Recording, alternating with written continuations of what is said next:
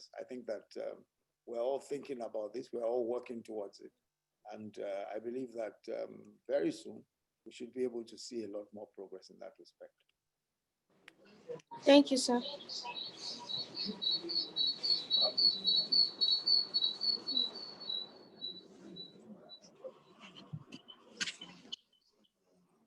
Thank you very much. The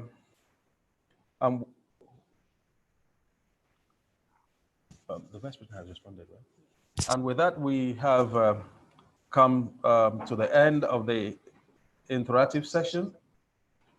And again, on behalf of the organizers of the conference and the Vice Chancellor of the University of Nigeria, we thank all those who have stayed on. May I, to bring this first session to an end, invite the chairperson of the local organizing committee of the conference, Engineer Dr. Ijoma Ezika, to give a formal vote of thanks. Ijoma, please. Thank you, Professor. Thank you, Professor Wanguma, for moderating this session. And thank you once again on behalf of the members of the members of the local organizing committee. I wish to thank our special guest, the Vice President of the Federal Republic of Nigeria. I also see here my what do we call it? From my Agolo, Mr. Peter V. Ebley, I'm seeing his video. Thank you to our the Vice Chancellor and the university. To all our guests and panelists and speakers, thank you so much for your contributions for the students. We sincerely hope that the outcome of this conference will definitely drive industry university collaborations, and we look forward to doing bigger things. The Center for Lion Gadgets, in collaboration with the Department of Electronic Engineering, we are very much open to collaborations and to innovations, both from the government and from the industry. So we look forward to a very fruitful discussion during this conference, and we invite you all to please sit back. We still have a lot of programs for today, the keynote speeches, the panel discussion on power, and also some invited talk. Thank you once again, and I wish us a fruitful conference. Thank you very much.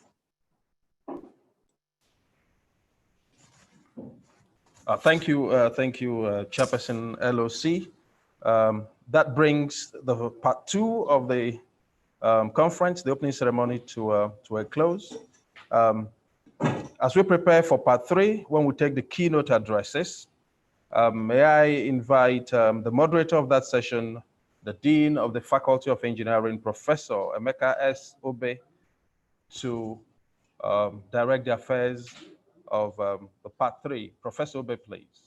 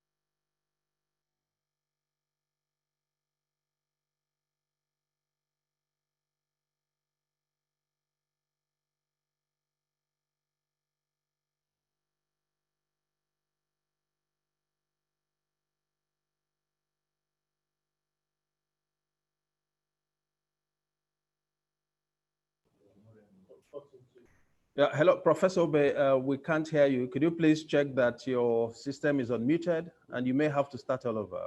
I'm sorry.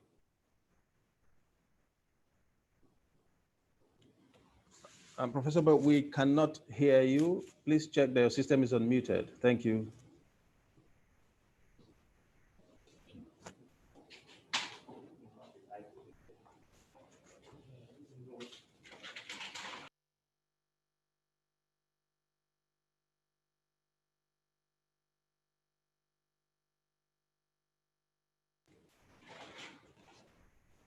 We still cannot hear you, Professor Obe.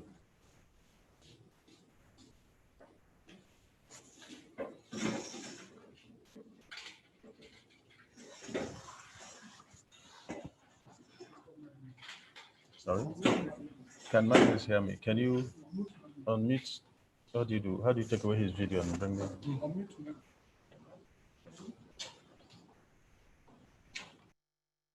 Sorry?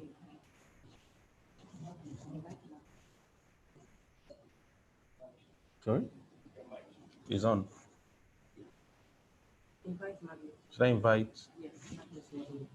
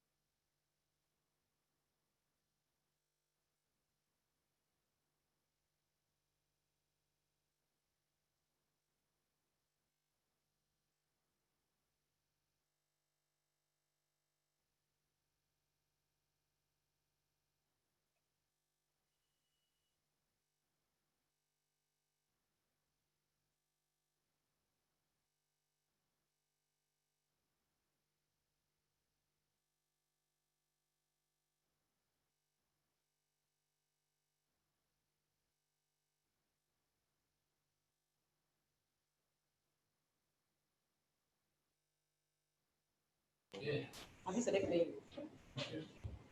Sorry? He doesn't know. Okay. You are the one to.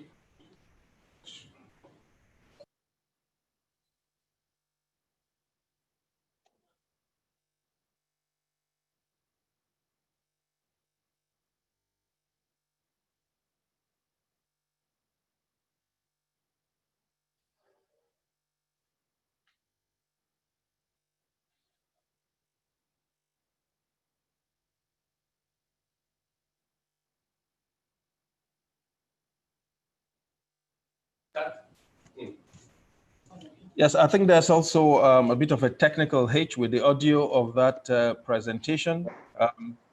We'll try and play a pre-recorded version in the next 30 seconds. Thank you for your attention.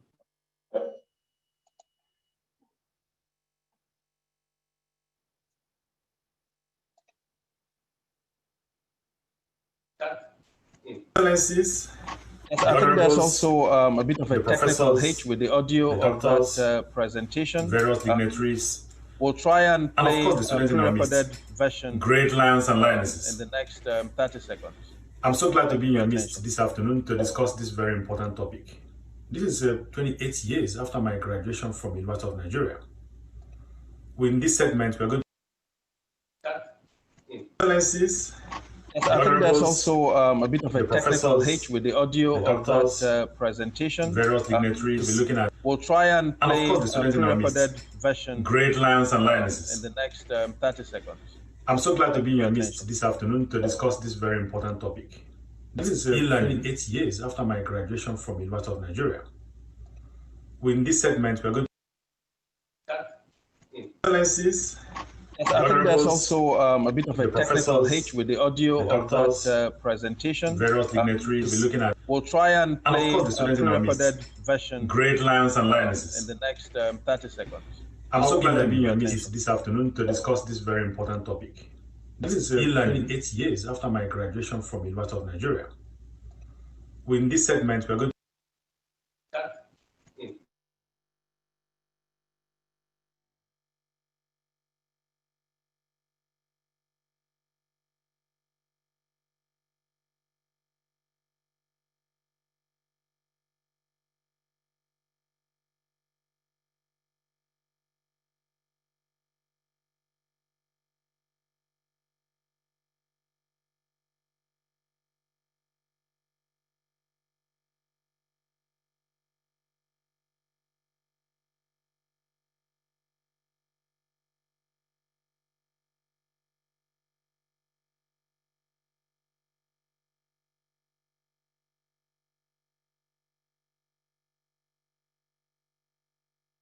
educational sector.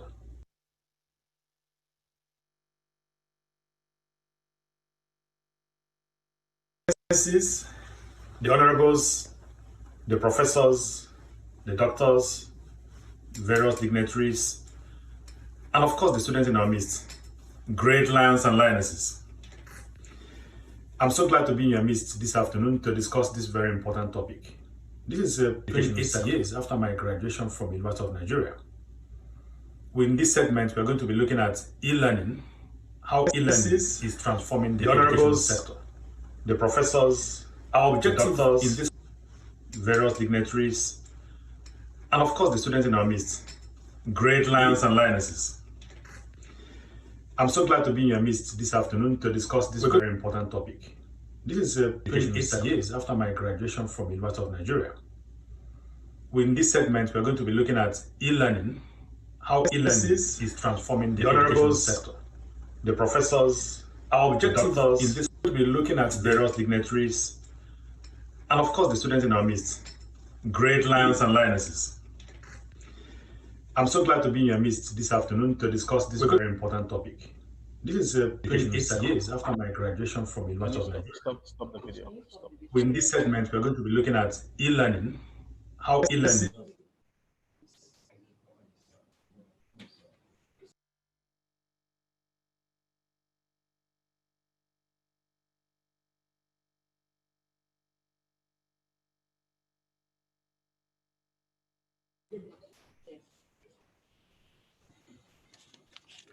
Well, my apologies for the technical difficulty we're having with that presentation.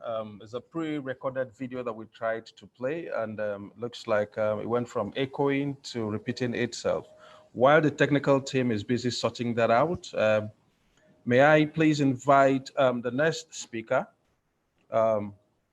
Mark Block, who's the director of Mark Block, Eric Quinsize, and he'll be talking on all hands-on kit for improving AI hands-on kit, artificial intelligence hands-on kit for improving learning outcome of STEAM students. Eric Quinsize is going to be speaking from government project development, where he is a director and is based in Make Block, China. Eric, please. Yes, okay. So I will give a presentation here. First of all, I must thank the organizers of this conference for giving me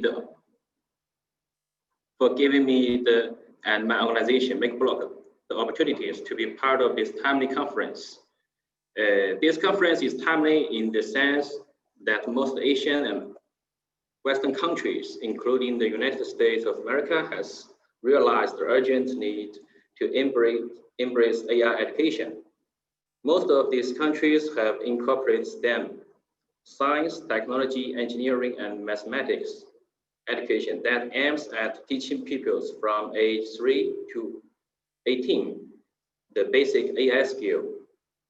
This is not only to catch them young, but to prepare the future generation of their workforce with the necessary skill and knowledges that will make them to continue to excel in the new world that is already being shaped by AI, IoT, and big data.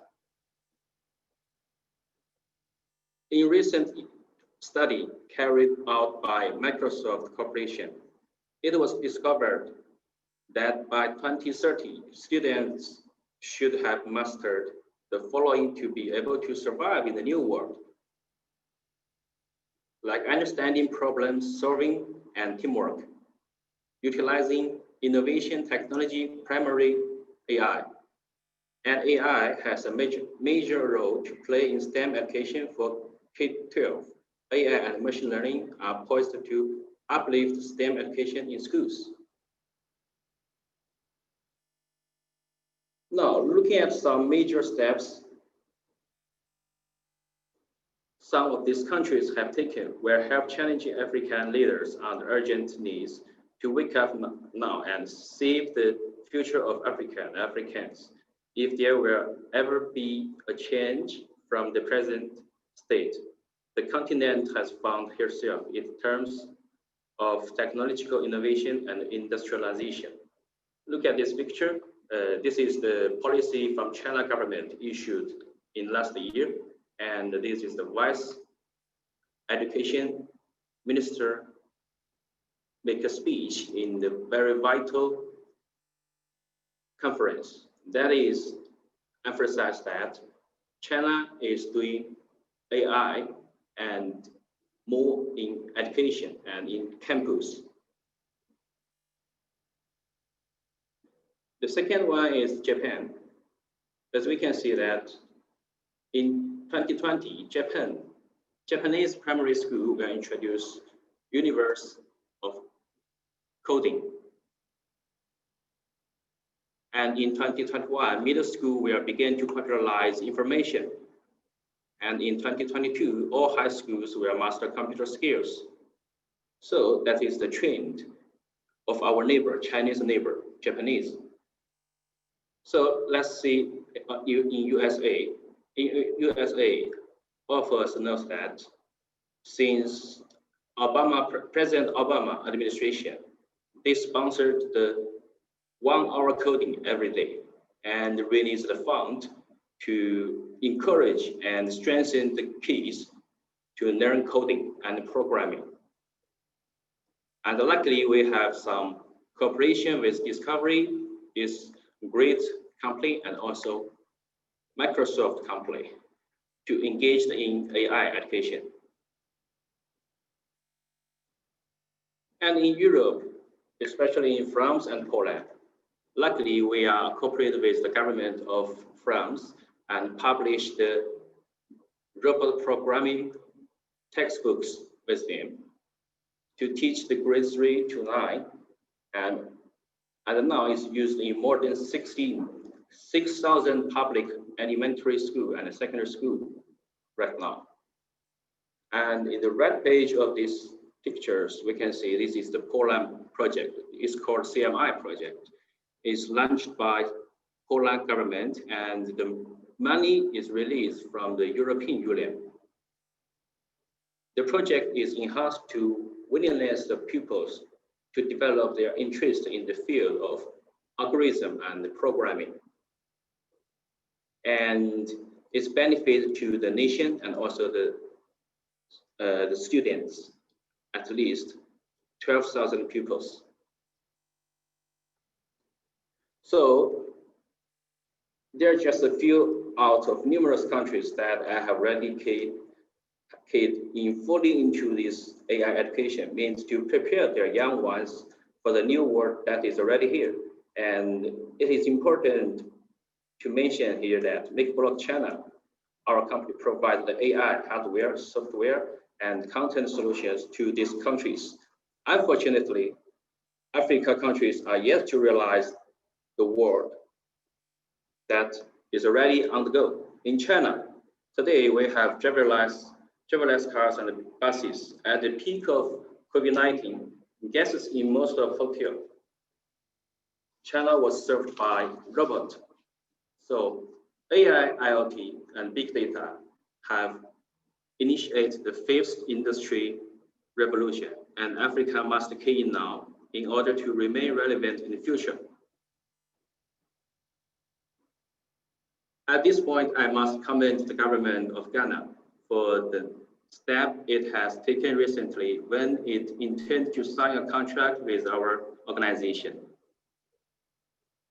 MakeBlock for the deployment of AI education in some pilot school in the country. We believe that Nigeria, being the gate of Africa, should be at the forefront of delivering this kind of technological education and skills to be her teeming population.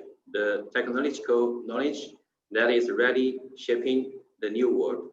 MakeBlock China is ready to partner with Nigeria government and the policymakers to develop and deploy these skills necessary for future competitiveness of our young population. Thank you.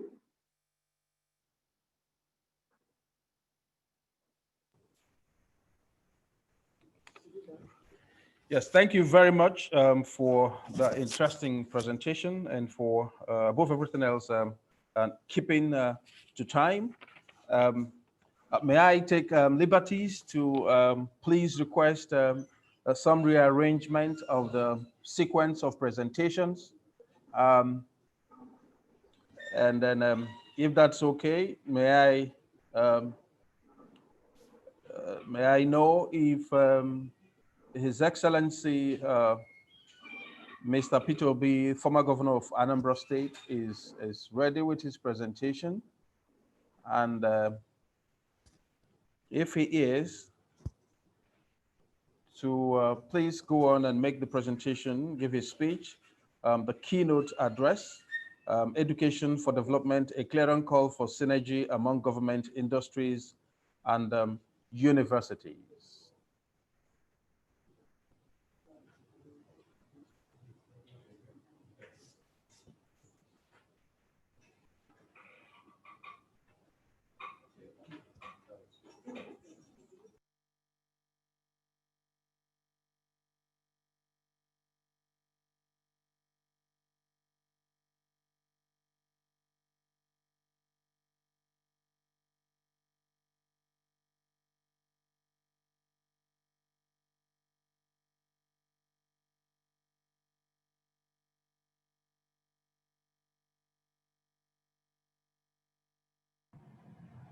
Hello? Can you hear me? Yes, His Excellency, we can hear you. There's a bit of an echo, but I'm sure that will be resolved shortly. Yes, we can hear you, sir. Okay.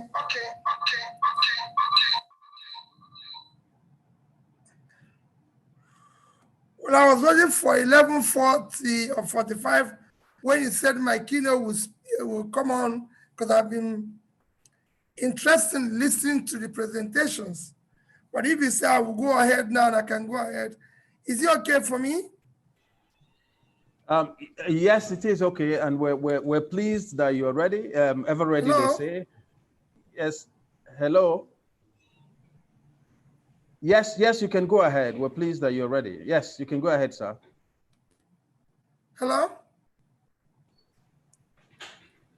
Yes, you can go ahead, sir.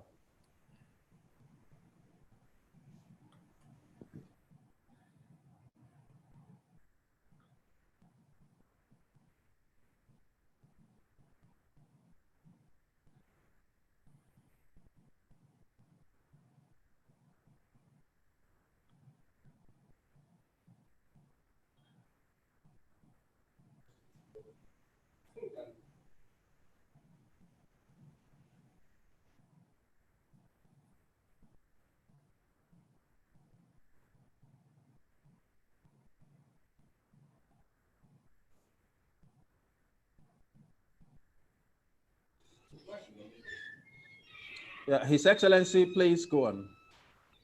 Yeah, can you hear me now? Yes, we can, sir. Okay, let me try even with the echo. First, let me most sincerely thank the organizers of this event for the honor of inviting me, and then thank them for what they're doing. I must most sincerely recognize and thank the Vice President of Federal Republic of Nigeria, Professor Osibajo GCON, for showing leadership by accepting and participating in this conference. That's what I think leadership should be. Leading by example and showing the way forward. I thank the Vice Chancellor of the University, the Chief Host, and all of you, the organizers. For me, my contribution this morning will be more on the interactive section, as basically make a general contribution and then be able to participate more during the interactive section if the opportunity is there, because I tend to learn a lot from this. Education, as we always maintained, today is the most important contributor to development. The prosperity and growth of any nation is no longer measured by your geological or geographical location, but on education. Nations that have more access to knowledge and technology are more successful than the ones without. Most critical determinant of development today and society is the Human Development Index, which is hinged on education. And this is very easy and available. It's measured into 4 steps, which is high, very high, high, medium, and low. And in some cases, very low. So it depends on where you are standing on this. And all this is driven by education. So it's no longer us thinking about what can we do without education. There's various countries that you see today. I listened to what the last contributor mentioned about what is happening in China with regards to STEM education. All you see in the Asian tiger nations today that are doing better than we're doing is because they've invested in education. Even our neighbor Ghana that was mentioned is because they've invested more in education. It will surprise you that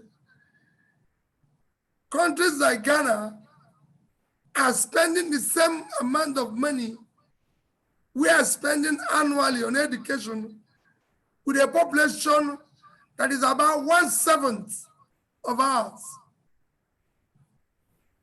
Because they've realized what education is all about.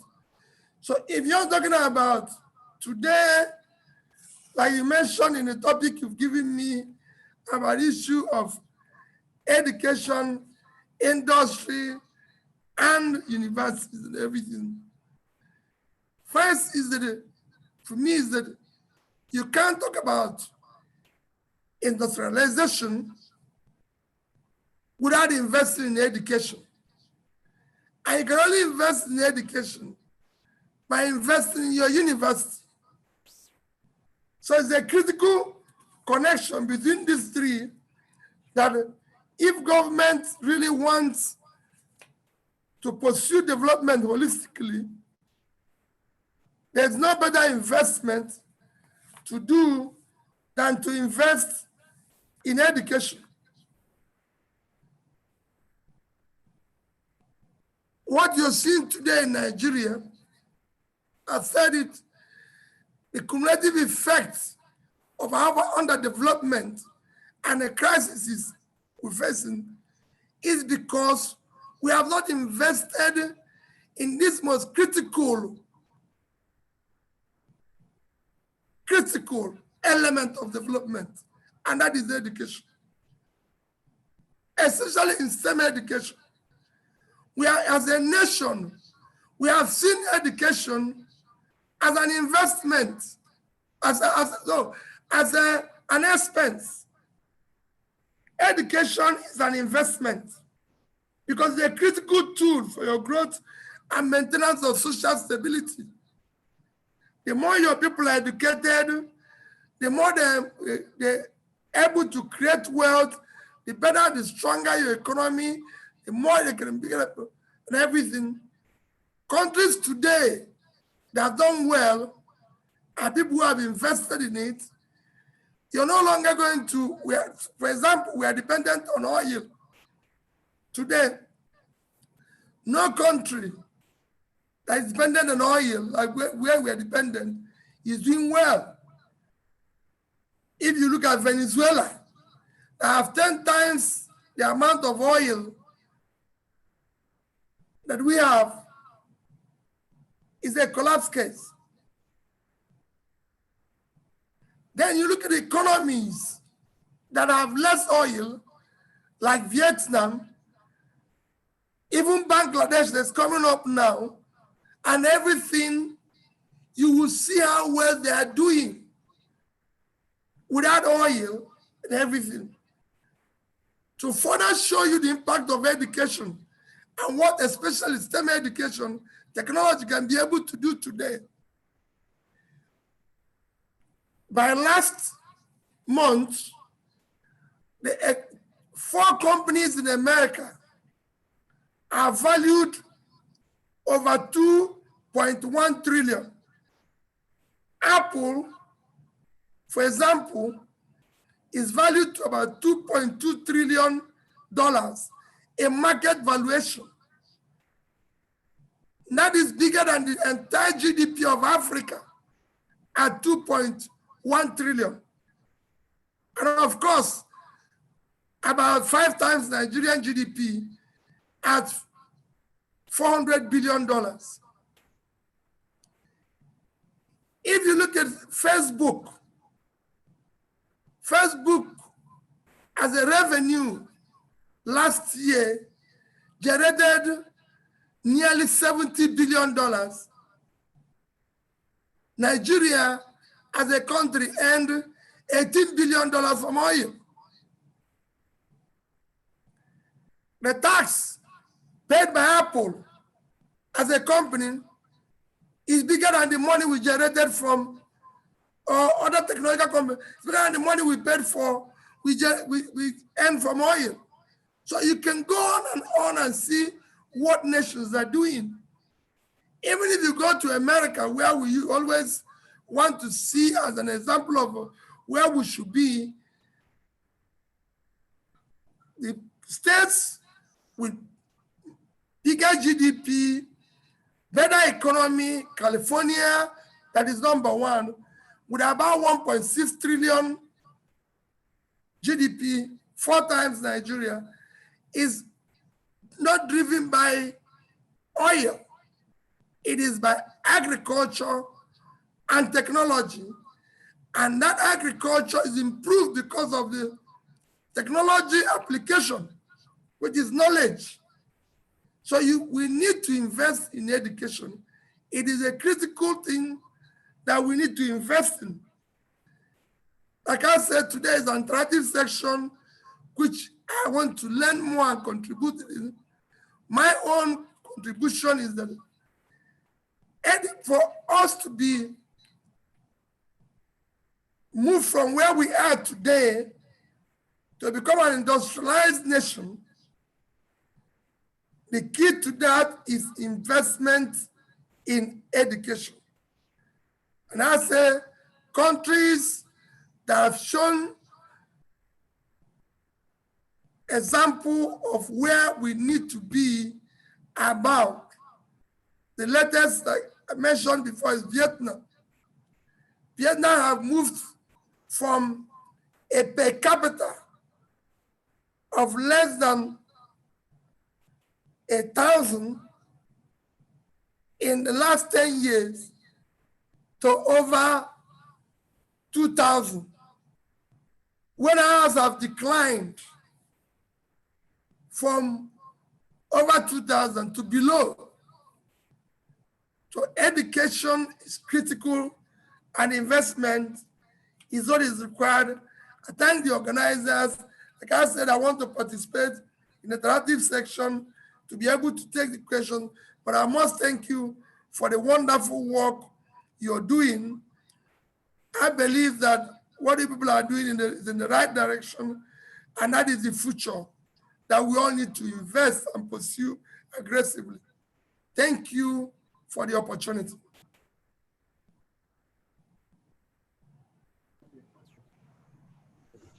Many thanks again, His Excellency, first for finding time to join and for accepting to speak a bit earlier than scheduled. We needed to overcome some technical challenges. Thanks immensely. Next, the interactive session which we invited, and then I'll invite Reverend Father Dr. to read out the questions that we've received, and then you'll take time to address those questions. Thank you very much, His Excellency. Your Excellency, former Governor of Anambra State, Minister Peter Obi. The first question is this. As Governor of Anambra State, you brought computers to the schools, to the secondary schools in the state. So what inspired you to take that step?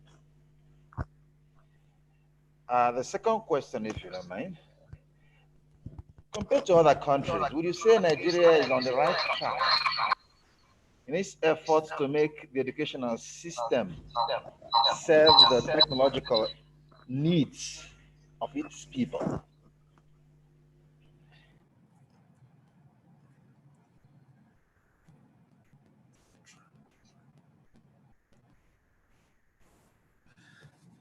I'm not hearing you again.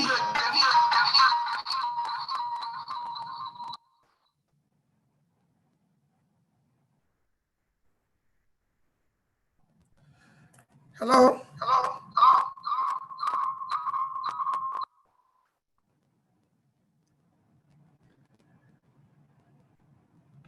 Hello? Yeah, I can hear you now. Okay, the third one.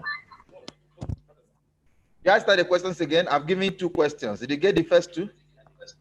He said, The first issue question. of computer when I was in government.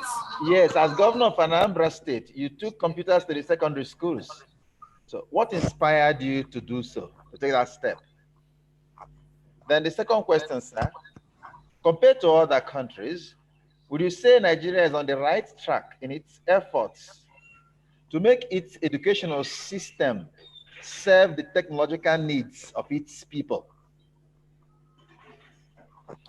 Then the third question.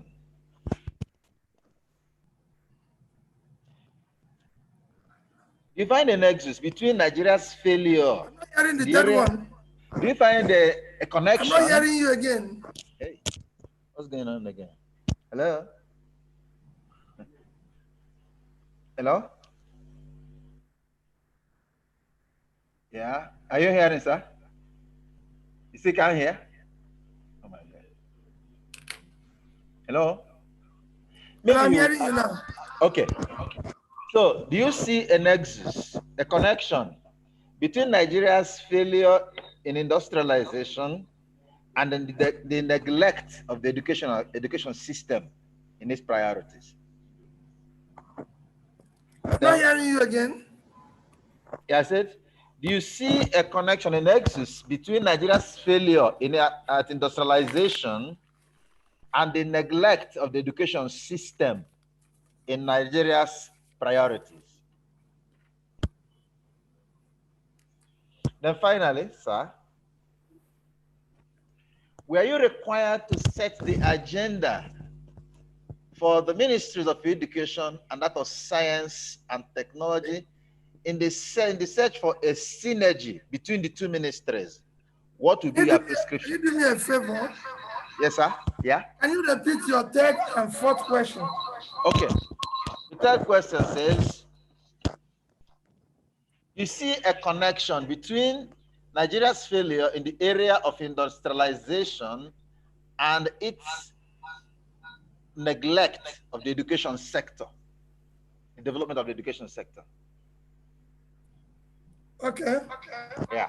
And then finally, were you required to set the agenda for the ministries of education and that of science and technology in the search for a synergy between the two?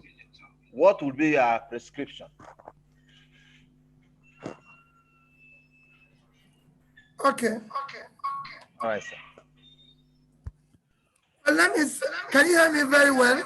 Yes, sir.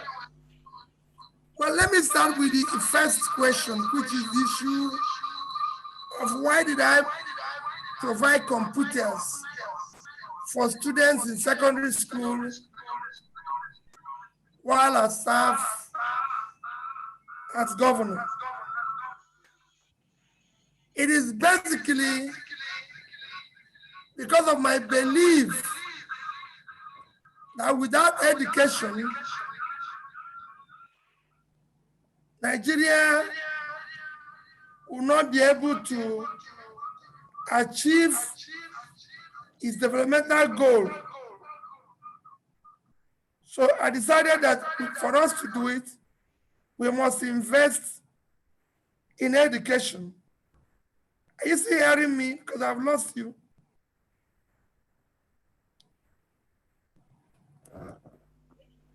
I'm hearing. Are you still hearing me? Yes, sir. Yes, sir.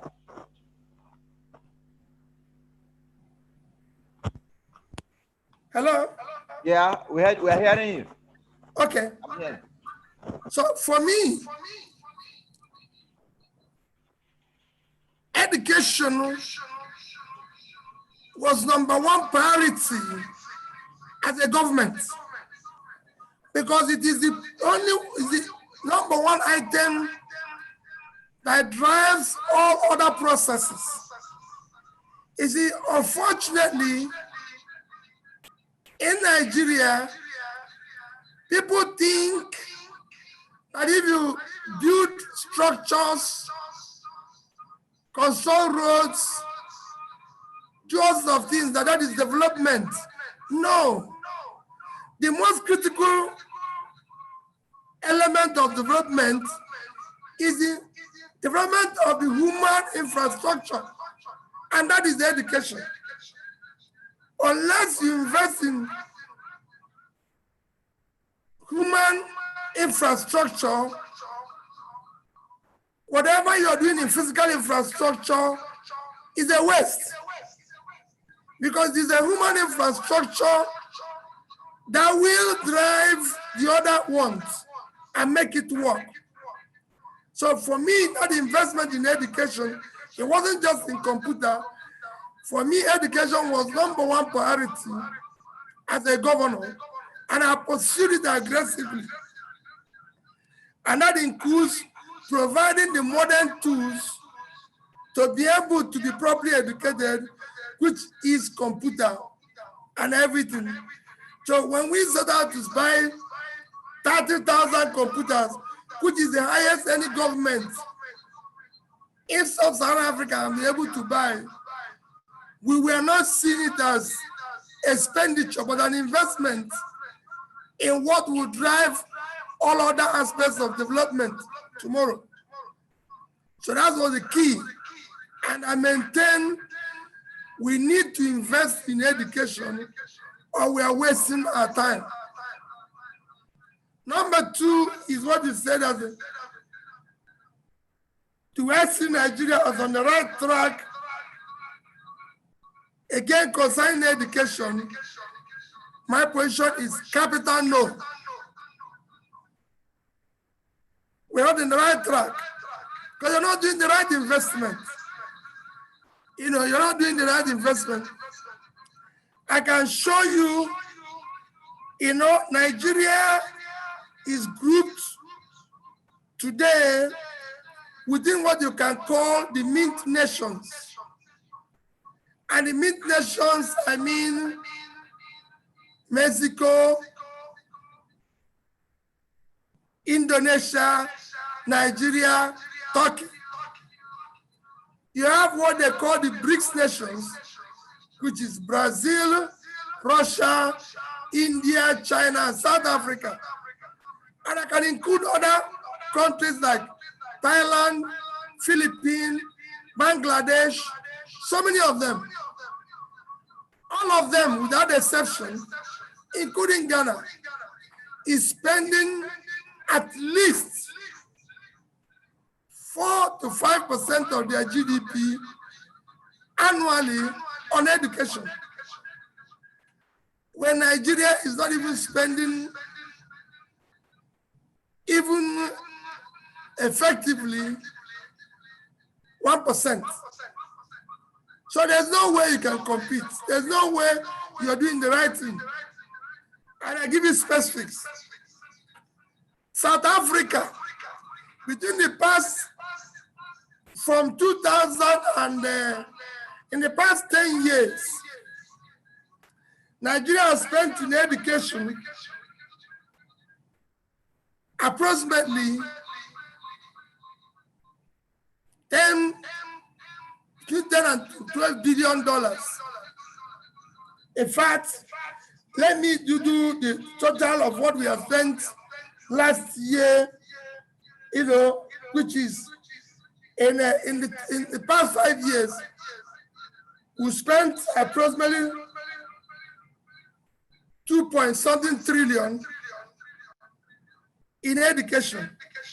In 2016, it was $443 billion naira. 2016 was about 455 billion. 2017 was 600 and something billion, and similar things. So you're looking at a total of about 2.5 trillion, which today, this is 5 years expenditure of Nigeria, which is today below maybe about $5.5 billion. South Africa last year spent nearly $20 billion in education. So a country of less than 55 million in 1 year spent 20 billion, and a country of 200 million in 5 years spent only a quarter of that. That shows you're not on. And I can go on and show you what is happening.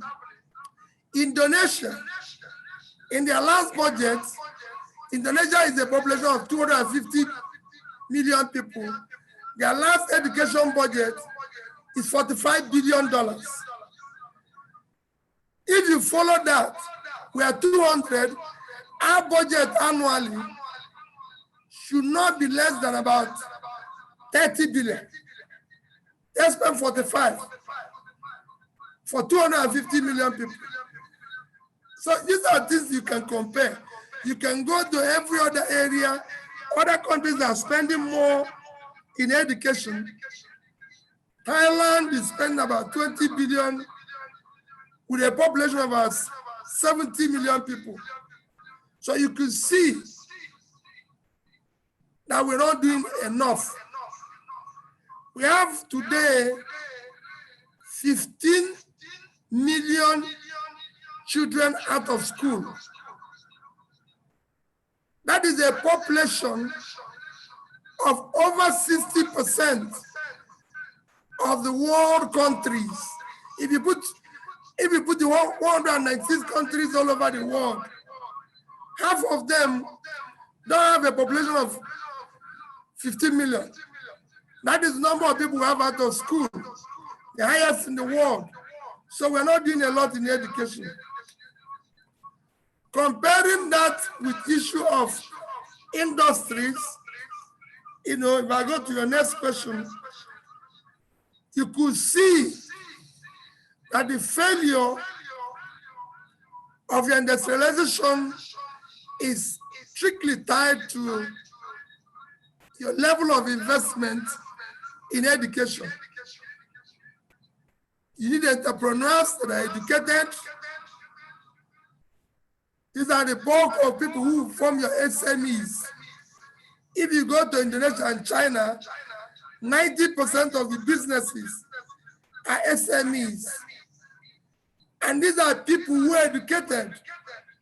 If you look at what I was telling you about technology and everything, even Zoom that we're using now, these are innovations that came out of SMEs, small businesses, which were born out of education. That is what you're lacking. So if we are talking today that we're going to have vehicles without drivers, we're going to have buses without drivers, all sorts of innovation. We're just talking about education. You know, so you cannot automate your industries. Your agriculture can no longer be technologically driven because you have not invested in education. So your industrialization is strongly tied to your education. It's as simple as ABC. There's nothing. And number 4 is what you talked about, issue of agenda between Ministry of Science and Education. Well, I think that considering what the future is all about today, our focus should be strictly on science education. We lost it several years ago because when Bombay Institute of Technology and all the schools of technology in India were being set up, was about the same time College of Education, Yaba, IMT, Enugu, all these things were being set up. But rather than focus on technology, because of lack of investment, we didn't see the opportunity.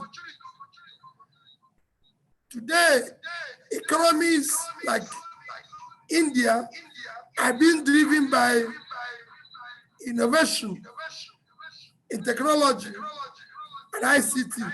So if you're going to talk about agenda between these two, Ministry of Education and Ministry of Science, the only thing I can say is that there should be a stronger collaboration between the two of them with emphasis even on science education, because that is the future.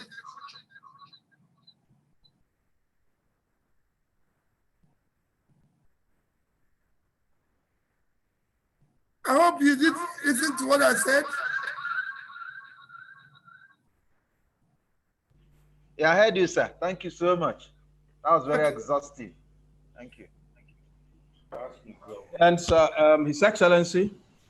Yeah.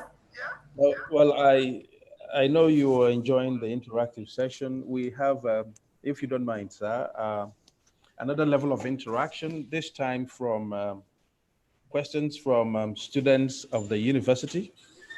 May I invite the Vice President of the Students' Union Government to ask a question on behalf of the students. Ms. Aro Florence, please. A question for His Excellency. Yeah. Thank you. Standing on the existing protocol, my name is Aro Akachuku Florence, the Student Union Government Vice President of University of Nigeria and Super. Sir, we understand that during your tenure as the governor of Anambra State, you transformed the state, you transformed education in the state. Now, can you tell us your secrets and how you can support our ongoing technological training in the University of Nigeria and Super? Thank you. Well, thank you, my Vice President. I was actually going to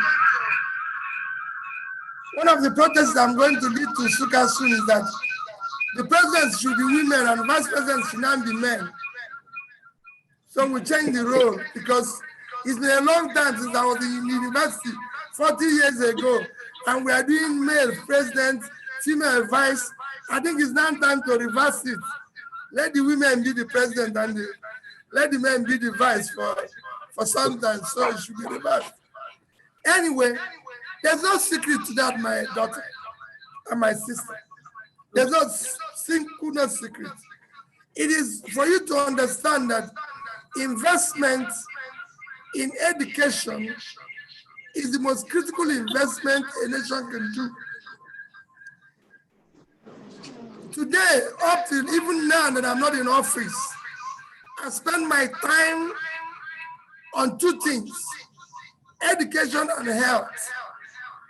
So I go to schools, visit schools, because if people are educated, they will be able to realize their potentials. I was not somebody like me using myself as an example. Today, because I went to Suka, graduated there, I was able to go from there to live in the UK for 10 years.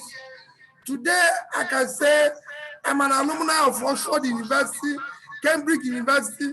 Because of my education, I was able to do business in that Western world and made money because I was educated.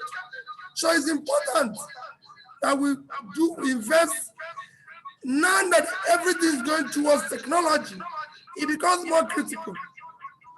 I'm fascinated by what people are doing at this, what is happening in soccer. I look forward to being part of it.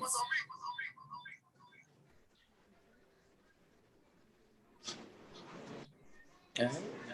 All right. Yes. Thank you. So, do you meet the students? Thank you, His Excellency. I think that's it for the interactive session. No. Okay, sir, sorry, just before you go, there's a question from students from the secondary school. Sir, can you please take the question?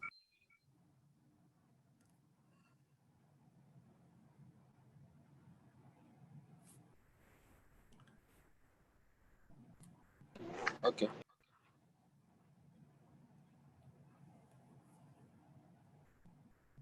I'm waiting. Okay. Thank you, sir. Standing on existing protocol, I, Chidinma Mercy Wuchuku, would like to appreciate you, sir, for your inspiring speech. So my question, is there anything you would like us to do as students so that you can help us attain our quest for technological excellence? Now we need to be trained. We would like to excel. Thank you, sir. Well, thank you very much for your question. The only thing I can tell you is that focus on your education. Your education is your only capital and asset for tomorrow. Be committed to it. Follow it through. You might seem as if it will lead to nowhere, but the world is changing. It's becoming a competitive and one village. If you are properly educated, especially in science education, as you can see, by the year 2030, there will be vacancies,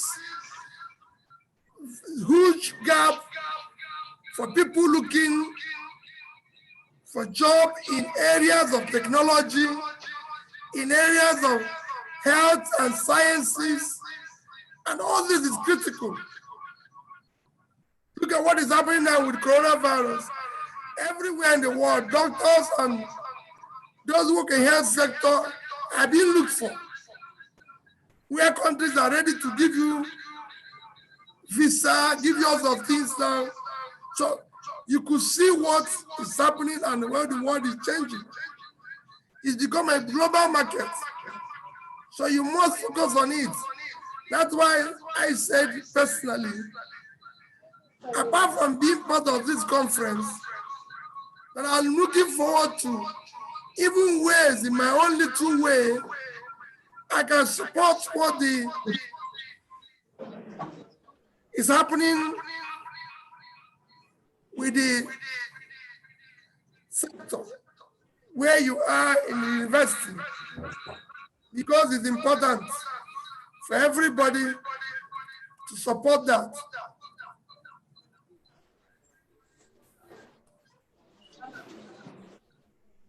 I think that's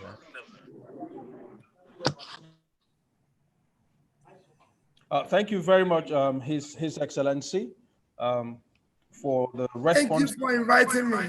Thank you. Just before you go, sir, the chief host, the Vice Chancellor of the University of Nigeria, Professor Charles A. Igwe, would want to say hello. Hello. My VC, good morning. Good morning, sir. Your Excellency, Mr. Peter Obi, the immediate past governor of Anambra State of Nigeria. It's been a pleasure having you among us this morning. You've always proved that Peter is Peter. Okute is always Okute on this rock. University of Nigeria. In fact, we are.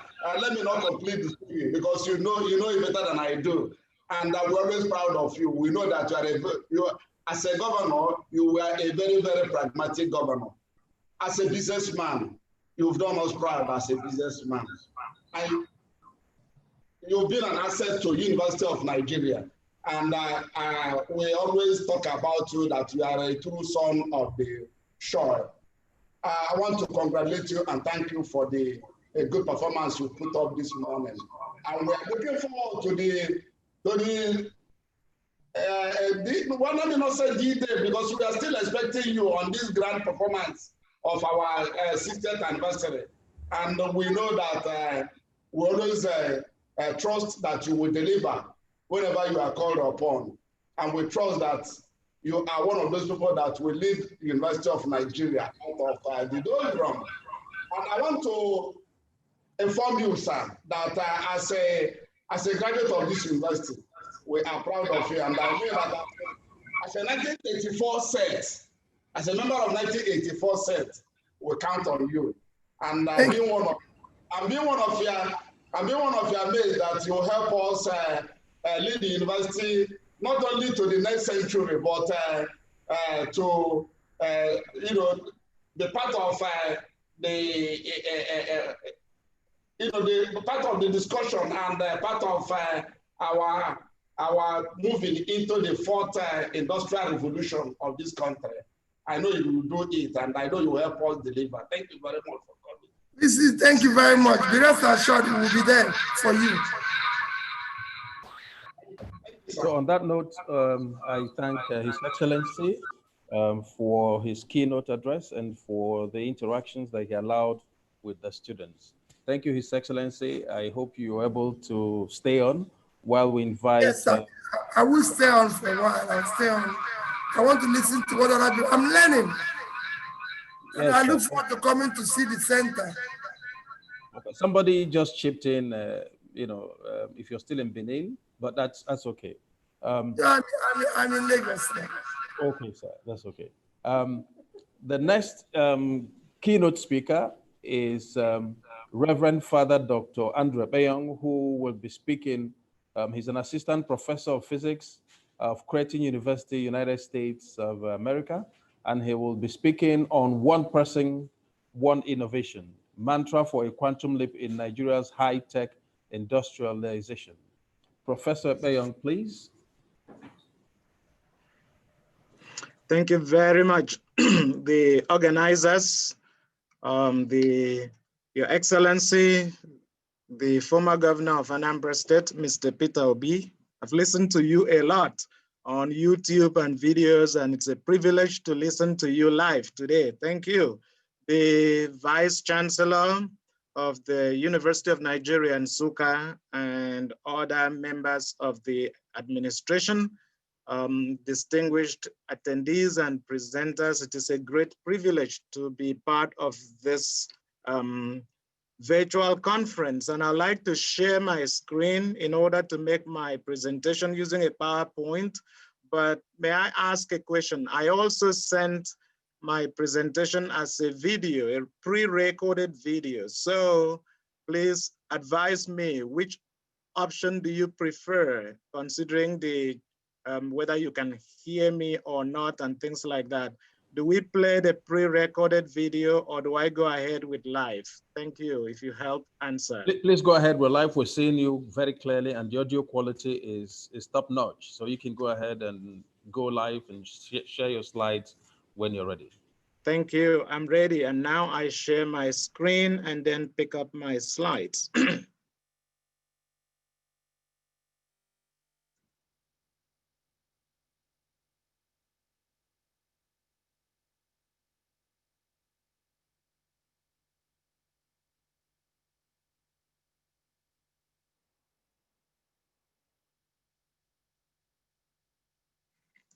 So one person, one innovation mantra for a quantum leap in Nigeria's high-tech industrialization.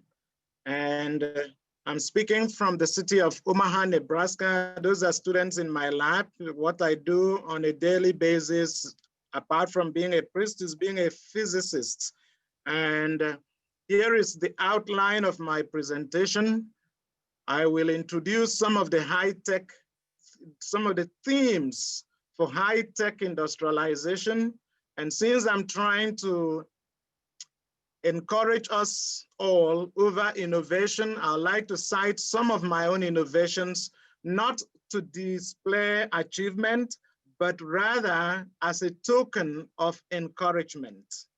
Then I will focus on areas that the rest of us can continue to make our innovations, because you're already doing wonders. I mean, look at what Father Dr. Engineer Anoliefu showed that is happening at the Center for Lion Gadgets and Technology. I'm super impressed. Thank you, Father, and all those involved. And in conclusion, we will mention how we will work together.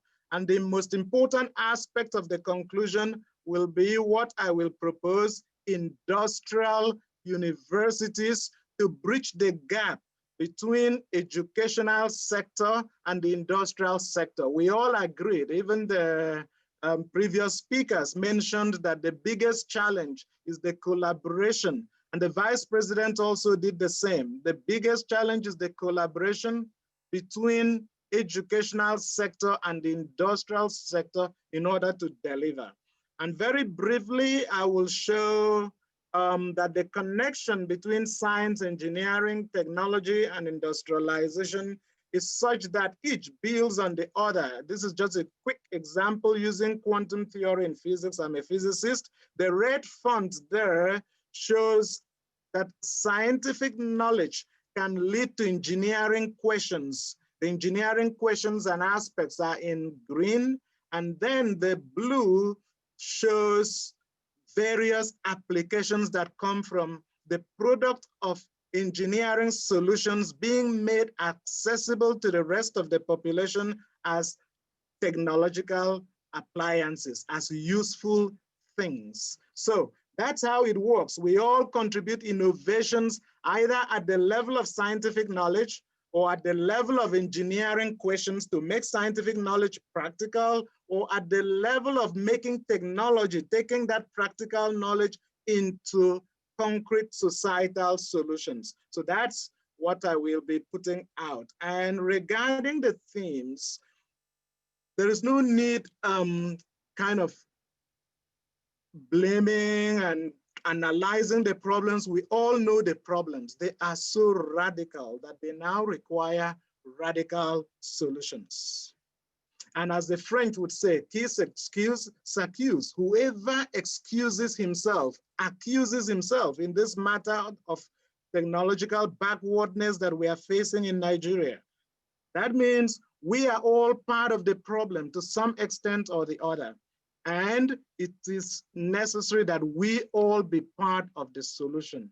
Hence, one person one innovation for a quantum leap in Nigeria's high-tech industrialization. And by the way, one person, many innovations is also possible and expected and encouraged. All right, so another point that should encourage us is the fact that whether we do it or not, the rest of the world will continue with technological innovation and will not wait for us. We are now talking about Wi-Fi. People are planning what will happen in the next 10 years, 20 years into Li-Fi. Imagine plants being genetically engineered. I mean, growing plants being genetically engineered to become internet hotspots, things like that. The rest are listed there. You can see this in the New York Academy of Sciences. I will not like to belabor or give you too many details. I mean, think about consumers becoming prosumers, some gadgets being put on our bodies so that as we are using the gadget, the heat from our body, for example, can power the gadget. And so we are now part of making it work. And so we're not just consumers, but prosumers. So people are moving on with or without us. It is to our advantage to be part of the revolution that is coming, that is increasingly being manifested. So I would like to thank again the organizers for this timely conference and the themes of science, technology, engineering, and education and security.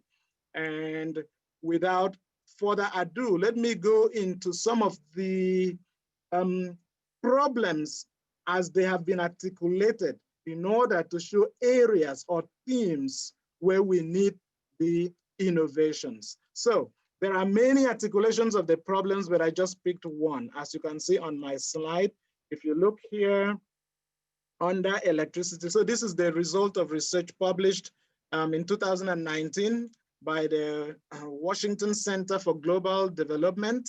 And they show on this slide, they interviewed Nigerian businesses asking what the biggest problems were. To make it simple, look at electricity.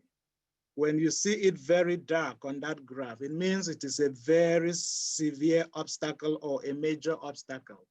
Electricity alone, 41 plus 16, that is 57% of the obstacle. Corruption, 44 plus 11, that is 55% of the obstacle. So clearly you see, power supply is even a greater obstacle to Nigerian business environment than even corruption. And that allows us to itemize the following as the main areas: power tech, agro-tech, agricultural technology, we need food security, financial technology, educational technology, and health technology.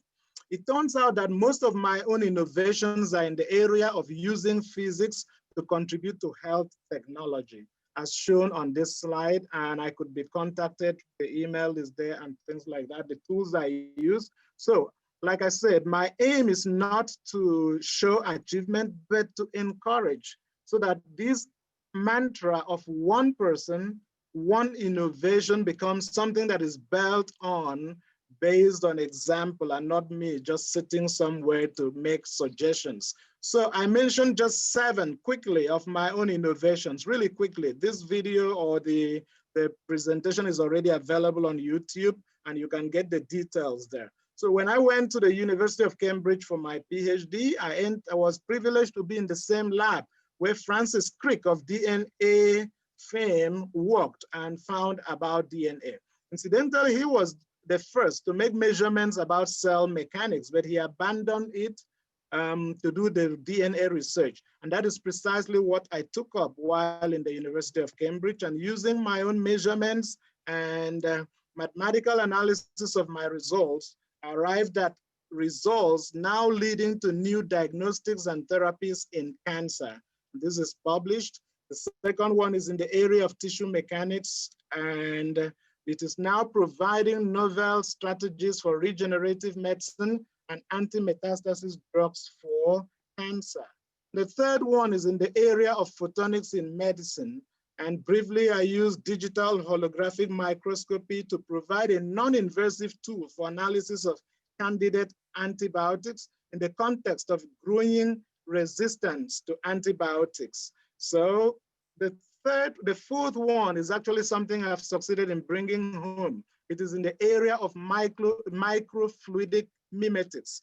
It's something that is really scalable to our poor setting, but also can be used in the advanced setting. So while a postdoc in Germany, Technical University Germany, developed this device that mimics circulation in the body, especially pulmonary microcirculation. And it has been deployed in Germany, in USA. And 2 years ago, I brought it to the University of Calabar in Nigeria, where we used it to handle issues of sickle cell. You can see that's Dr. Yamade of the University of Calabar Teaching Hospital. It is really scalable. And just like His Excellency, Mr. Peter Obi mentioned, some of the things that we come up with technology are the very things that drive income for countries. Look at something like point-of-care diagnostics, which is where the microfluidics device that I developed belongs. Just 2019, the net worth of point-of-care diagnostics was 28.5 billion US dollars. But in 2024, it is projected to go up to 46.7 billion US dollars. Imagine if we were to tap into this technology, make them ourselves, market them, see what it will do besides oil. And the fifth one is in the area of innate immunity, physics of innate immunity. Even the press picked it up. Cretan physicists published new research. That Cretan physicist is myself, and it led to increased understanding of host pathogen interactions for effective antibiotics. Another one is physics of innate immunity still, and it led to new insights in medical issues called COPD, ARDS, and therapeutic targets for them. No need belaboring the obvious. These things, the slides will be available. And the sixth one is in the area of using quantum dots to improve radiotherapy and chemotherapy, which are two of the three modalities for handling cancer. Part of the physics I teach is quantum mechanics, and I don't want to go into these equations, but simply solving them, we were able to get the results that we needed to do the technological innovation presented there. And the last one is almost as if taking physics and applying it to terrestrial medicine was not enough. So I decided to use a device developed by NASA in my lab to mimic the situation that astronauts encounter in outer space. And our contribution is something that will help provide better health care of astronauts when they are out there in the International Space Station and beyond. So people think that this is of increasing importance to the world space agencies. And now your innovations. I mentioned already that the areas should be power tech, because that's where we are really behind. This is the greatest obstacle to the business environment in Nigeria. Agro-tech, financial technology, educational technology, health tech. And the good news is that there are many Nigerian startups. Even the vice president mentioned it in his address to us. He mentioned 54 Gene and things like that. So indeed, Nigerian startups are there showing that things are possible, that the level of extreme exercise, that sacrifice that they are making these things. But at the same time, we ourselves are encouraged to tap into the startups that other Nigerians are doing around. Look at Jumia, Accounting Hub, Life Bank, Andela, Farm Crowdy, Catalog, and all that. So people are doing it. We can join. One person, one innovation. And as I said, if you are not able to join at the level of making engineering solutions to practical societal problems, making use of the scientific knowledge, you can join at the level of even better, efficient marketing and distribution of this. So one thing we must never forget in our drive to bring innovation is the need for the humanitarian collaborations. I was so happy listening to the Vice President when he spoke about even helping the poor. And that is one of the first things I decided to do when I became stable as an assistant professor. I said, okay, I'm going to work with people to deal with the health sector. So we've established 100% free research hospitals in rural parts of Akwa Ibom and Cross River State. So the first one has already been commissioned, and that's the picture there, the commissioning ceremony. And I am working, I'm proud to say that I'm working with over 70 Nigerian volunteer clinicians. These are professors of medicine in the universities of Calabar and Uyo teaching hospitals who are volunteering their time and skills in our research hospital free of charge for the poor. So I want to say thank you to them and to let the world know that there are many Nigerians out there around the world making positive contributions, ready to sacrifice, to offer their time and skills to help other people. And we need to keep this humanitarian motivation while we are making a technological innovation so that indeed it becomes truly for integral or holistic human development, as the organizers mentioned in the theme of the conference. The healthcare we offer the poor is comprehensive, as you can see from the pictures. Is it ultrasound scanning, surgery, and things like that. So we've commissioned one. The second one is under construction in Cross River State, and a third one is planned for Cross River State. Now, in addition to the humanitarian aspect, motivation for keeping our innovation very relevant to people, I'm finally suggesting industrial universities. That is one important way of bridging the gap between the educational sector and the industrial sector. So I really don't like suggesting things I have not done. So for the industrial university in 2018, I signed a memorandum of agreement with the Abuja Metropolitan City Polytechnic represented by Dr. Joe Okoli. And our industrial university is being incubated in the Abuja Graduate School. That's myself and Dr. Joe Okoli at the Voice of Nigeria, Abuja, last year, discussing this industrial university. So I'm using this opportunity to call on the federal government of Nigeria to establish 6 more of these industrial universities in the 6 geopolitical zones. And what is it about industrial university that is not already happening in our other universities? Well, let's make it very pointed. What we plan to do in our own industrial university is that we will pay the students. And you will not graduate if you do not come up with an invention or a significant innovation. Simple. That means only those with innovative ideas will be brought in, or only those who are ready to come up with innovative ideas will be brought in. And as I speak, I know that there are so many of them already. People who have finished first degrees, they are working in Aba, they are working in Onitsha. If you see the things they make and are hiding the right made in somewhere else when it is made in Nigeria, what our industrial university will do will be to pick up such people. Those are the people to get the certificates. We polish them, give them the ability to streamline and standardize their production. Make the branding such that people will look for these goods. Distribute these goods in efficient ways. And then that is what they will, that is the evidence of their education. Again, no graduation without invention or innovation. That is how our graduate school, our industrial university will operate. And of course, other members of the private sector are more than welcome to join. Science is a collaborative effort, and the innovations I mentioned that I did are largely the result of collaborative effort. And so I acknowledge research groups that I have worked with in Cambridge University, UK, in Technical University, Dresden, and presently where I'm working, Creighton University, Omaha, Nebraska. So once again, thank you so much for your attention, and most importantly, for follow-up action. God bless you.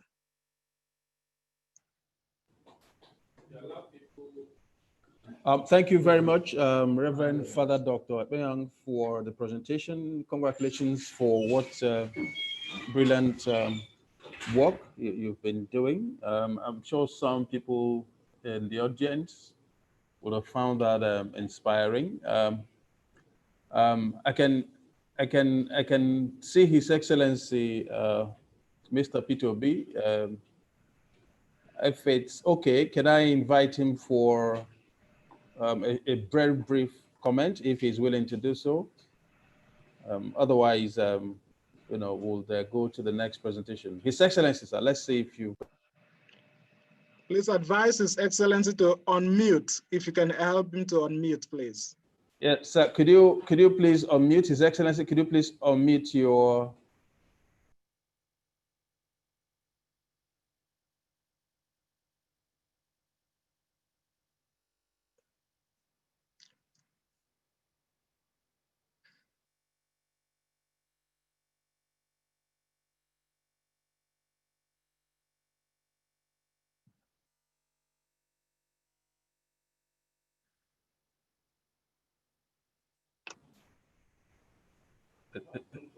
His Excellency, could you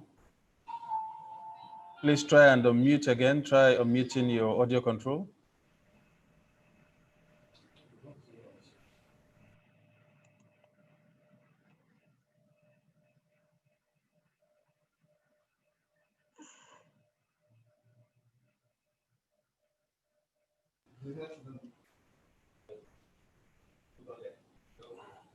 Okay, in the absence of that response from His Excellency, Mr. Peter Obi, let me thank the presenter once again. We'll look through the charts, and if there are any questions, we may have to email those to you. Thanks again on behalf of the organizers for your presentation, interesting as it is, and for the effort to stick to time. Thank you and congratulations. Thank you very, very much. Thank you very much, organizers. Thank you. Thank you. Next, we will bend back a bit to take the presentation by Magnus Ekunife, E-Learning Transforming Education Landscape. It's a short presentation. We skipped it to accommodate these other presentations because we had some hitches with playing the video. So please, Mr. Magnus Ekunife, thank you.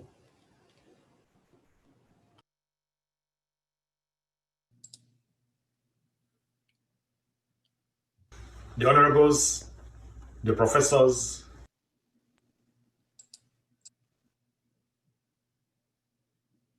the doctors, various dignitaries, and of course the students in our midst, great lions and lionesses. I'm so glad to be in your midst this afternoon to discuss this very important topic. This is 28 years after my graduation from the University of Nigeria. In this segment, we're going to be looking at e-learning, how e-learning is transforming the educational sector. Our objective in this course will be, we're going to be looking at the trends, we're going to look at the opportunities, we're going to be looking at the risks that e-learning is bringing into the educational sector. My goal is to whet your appetite as an instructor or as a student or as an education provider to maximize the benefit coming from this e-learning, and as well as to be able to mitigate the risk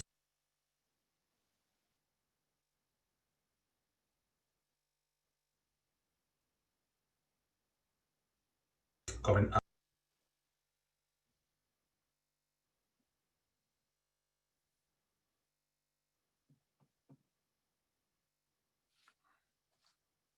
If you don't mind, can I present directly? Education provider to maximize the benefit coming from this e-learning, and as well as to be able to mitigate the risk coming out from.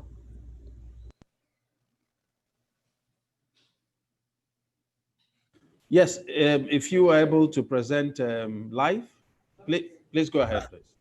Okay, so sorry about that glitch. I can share my screen. Yes, please.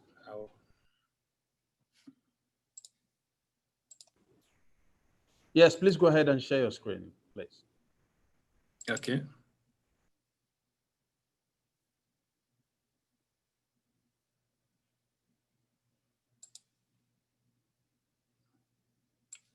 You can see my screen now. Can you see my screen? Yes, we can. Yes. Okay, so sorry about those glitch we're having. That's part of the technological innovation. I'm sure as time goes on, we'll see how it goes on here. Okay, thanks. So I'll continue where the slide stopped. Incidentally, I would have wanted to have listened before His Excellency Peter B spoke earlier. But after listening to him, I remembered a lot of things we did together in the areas of technology, because I was part of that the team that worked with him in that technology distribution when he was the governor. And the impact was so great that, students began winning awards in so many things. So I'm sure with his involvement in with Lionsgate, we can bring such a transformation as well. And okay, now in this picture, I was just trying to see, I was living in Imbanefo Hall here like 30 years ago. And I was going for my lectures at Abuja Hall for computer science. So then we were one of the early pioneers of computer science in UNN then. I was in my video, I also shared that we had one IBM mainframe that was serving the entire school as well as the computer science students. So you have to queue to be able to get time to be able to run your code then. We are so many of us in the computer class, and but we have to queue. I'm just trying to use this to illustrate why we need to invest on e-learning to be able to drive the expansion of education. And I learned as part of this, my preparation of this topic, that the university is already doing a lot of work on e-learning, just for how do we get enough more capacity for the university to be able to expand what they're currently doing. Okay, so then, because we're using just one IBM mainframe then, eventually we got a little more computers to be able to help the student to be able to run their program. Now, I'm trying to see what is putting pressure on our infrastructure. There are three key things that are putting a lot of pressure on our physical infrastructure, which I believe that e-learning, which is evolving so rapidly, will play a lot of role in trying to make sure that we have to maximize the benefit on this. One of the major putting pressure on that is the physical books. We have so many books that is coming into the market now. US alone has published about 1.63 million books every year, self-published. Globally, we have about 2 million books coming out every year. So they are all crying for space. Where do we put all these books coming into the system? And there's also a lot of revisions. This part of the world, I'm in Canada here.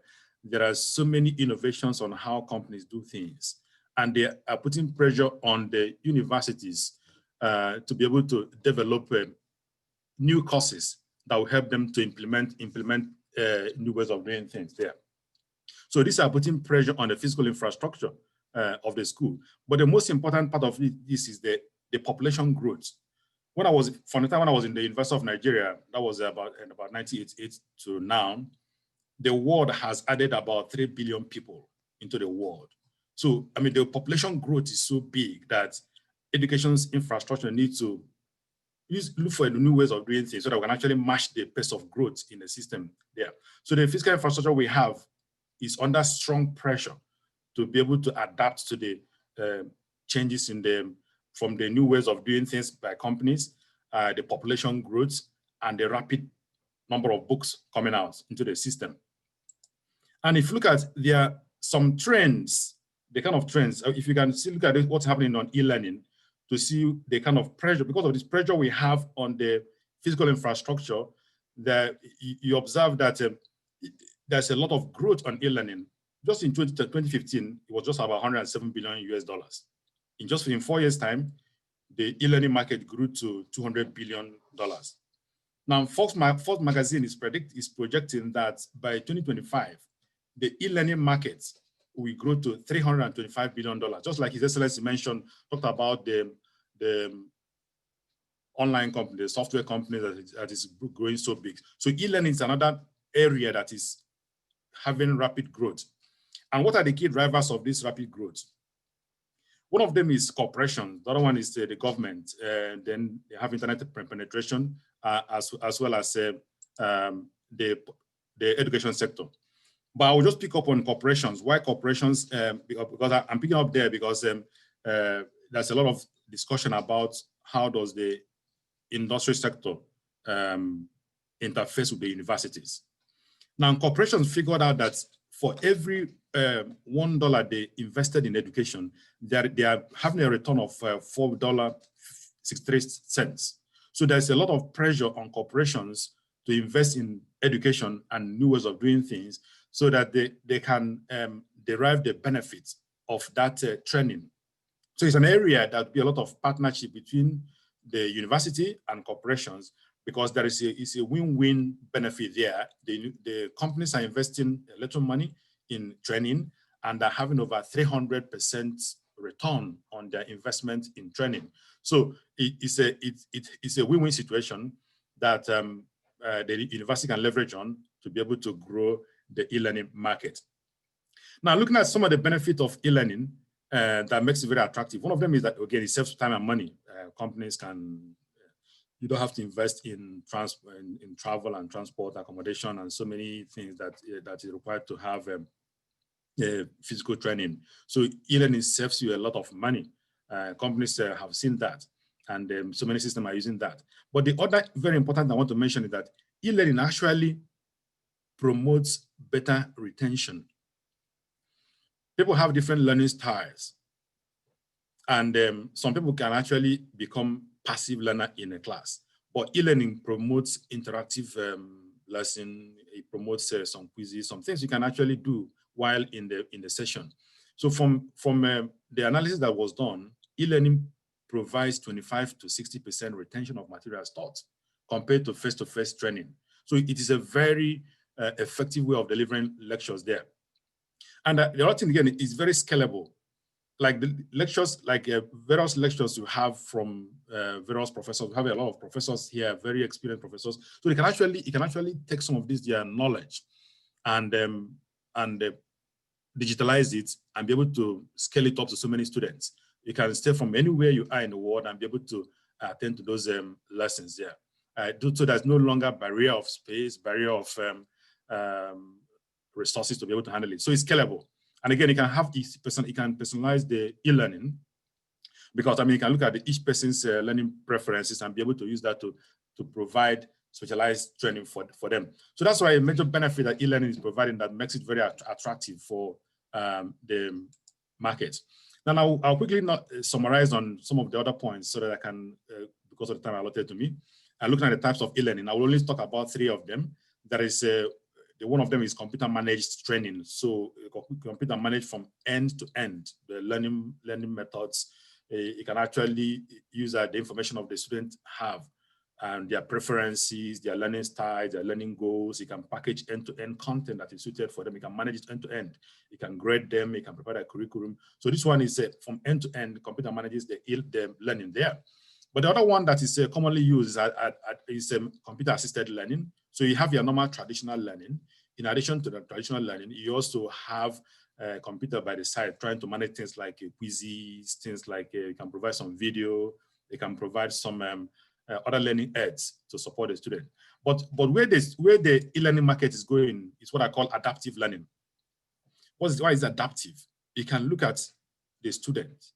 You can actually adapt the learning to suit him. Because if you can actually observe his learning style, you can actually observe the student's performance, you can observe the student's goals, and the computer have all these records.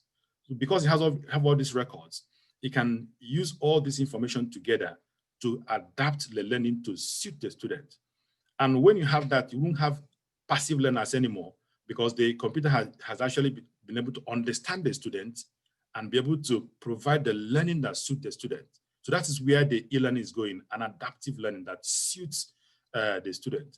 And when you have that, you now have a student that are actually specialized in the area of strength. Okay, so those are the types of e-learning. Now there's a lot of artificial intelligence integration in e-learning. That's where the university comes in, because there is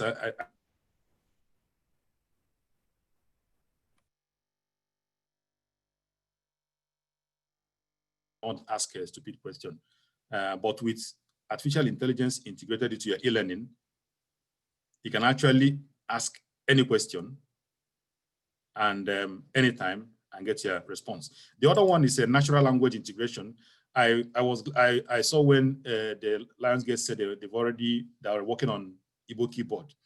Now there's a lot of natural language integration in e-learning. So this helps to, you can ask questions in your natural language to the computer. So like I mentioned in that my video, I'm looking forward to a time when I can actually ask computer questions in Igbo language and get a response back. and that will improve my learning and make it very much more efficient. So, and again, there's people that with disability. Currently, you have an AI that can actually look at the environment and interpret it, and you can provide the feedback to the blind. So it makes learning for them easy. Then the other one there is fresh content. I want to take a point this one directly. Now, there is already integration in learning where computer can actually generate content. So this is where lecturers can actually train computers to generate fresh content so that they can actually make it easier to produce content that can be used in a massive scale. So this is an area that AI has been integrated into e-learning. Another one is personalized learning, where you look at the individual preferences and be able to use that to prepare the learning for students. Okay, so that's where artificial intelligence is being integrated into e-learning. So let me also give a bit highlight of how e-learning evolves before I go to conclusion. Now, on e-learning, it's actually evolved pretty fast. Just in 1970, just about a couple of years ago, that's when we started hearing computer-based training. Now, towards 1990s, it moved because of the development in internet. We now have web-based training. Now, it was just in 1998 that e-learning was coined together. And since then, the development and growth has become so massive. From that 1998, it has grown so fast there. And that's from that point, 1998 to now, the growth in the market has become so great. So let me summarize with this. I will leave it for questioning session. Now, we began this by looking at there is opportunities, there's risks that on this e-learning. Now, because e-learning is breaking barriers, e-learning is making learning available to students as they prefer. E-learning is making it easy for students to make a choice. If you're close to social media, you'll observe the likes of Ivy League universities, like the likes of Harvard, they're advertising their courses online, and the prices of those courses are becoming lower. And what that means that a student from my village can actually log on and do a course from Harvard University. And I know University of Nigeria is also have a very strong footing on e-learning. So somebody can log into anywhere and do those learning. So what that improves a lot of opportunities. Students have so much choice. They can choose from Harvard to University of Nigeria to anywhere. So that will compel universities to develop content that actually meets particular students' needs. So for students, it promotes a lot of choice and a lot of opportunities for them to be able to be trained, especially in the areas they want, so they can actually compete with their peers anywhere in the world. Because currently, like where I am currently, there's so many companies are outsourcing their development to students in China, students in India, students in so many parts of the world, because they found out that those workers have some skills they need. So the same way, when they observe that Nigerian graduates have the skills we need in Nigeria, they can actually outsource some of their jobs to our people in Nigeria here. So it opens students up to a lot of opportunities there. But again, there's a risk. There's a risk there that if schools don't open up and develop their e-learning capacity, students will make a choice to go to other schools in other parts of the world.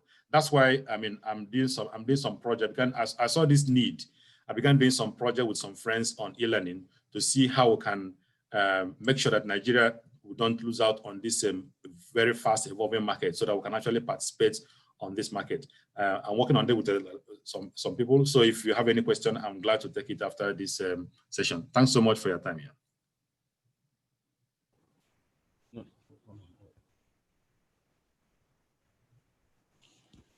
Well, thank you very much, Mr. Ekunife, for that very comprehensive presentation on e-learning. You took us on a journey through the evolution of e-learning and through to the benefits of e-learning, and then, of course, the integration of artificial intelligence into e-learning. You did invite questions and interactions. Unfortunately, very few of those questions will be allowed for obvious reasons. So may I now invite any person with a question to please indicate, and then your mic will be unmuted, and then you can go ahead and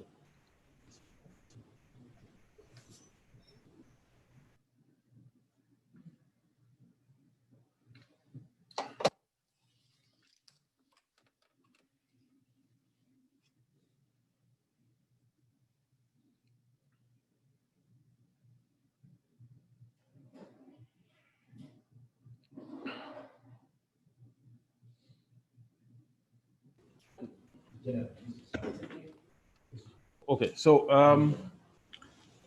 hold on. Nobody has indicated, I mean, to my view, to ask a question, but and so so I can only thank you again for your presentation.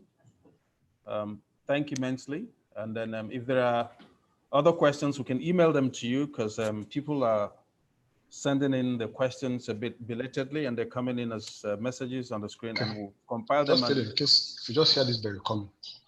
Okay. And so the next presentation will be made by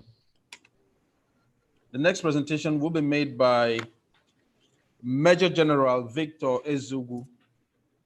And may I invite Reverend Father Emeka Ngwoke to please lead us through that technical session. He will introduce the speakers, and we'll take it from there.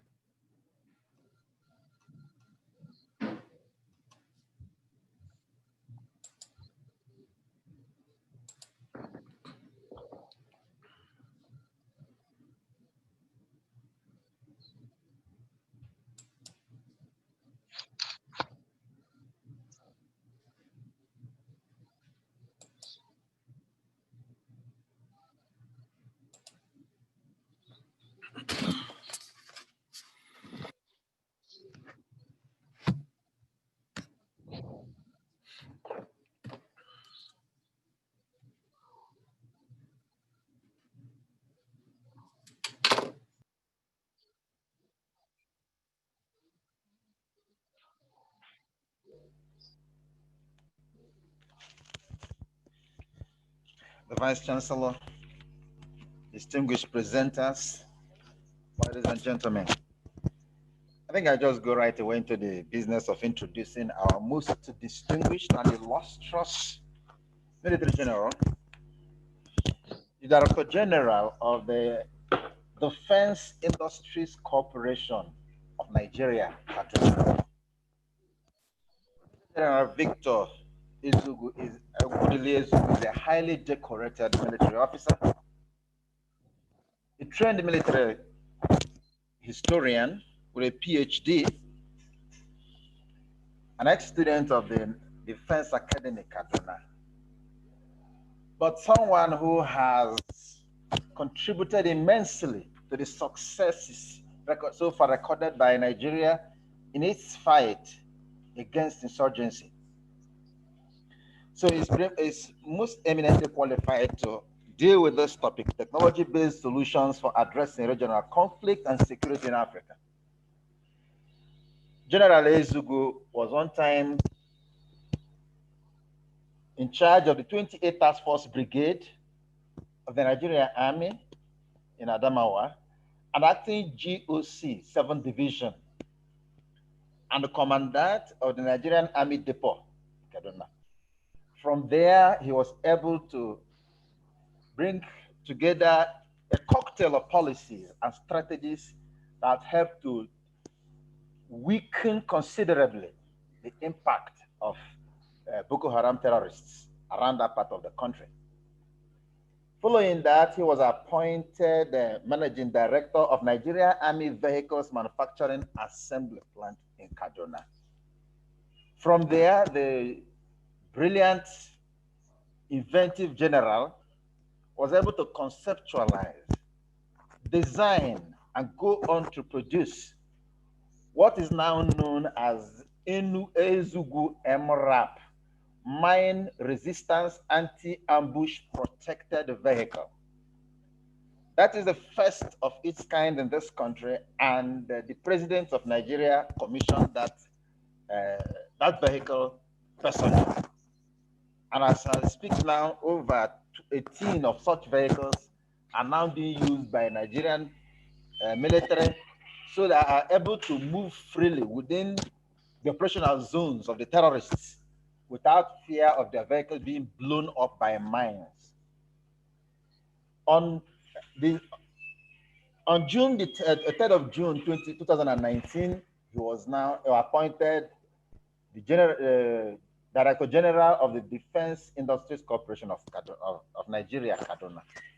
So, ladies and gentlemen, without taking more of your time, I hereby invite General Ezugu to please address this conference.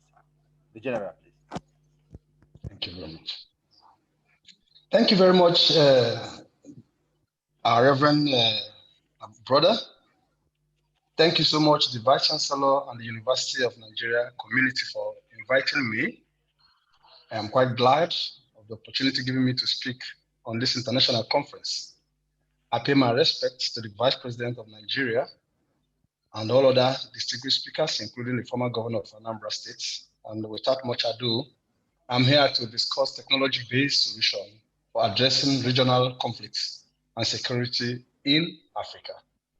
So by way of preambles,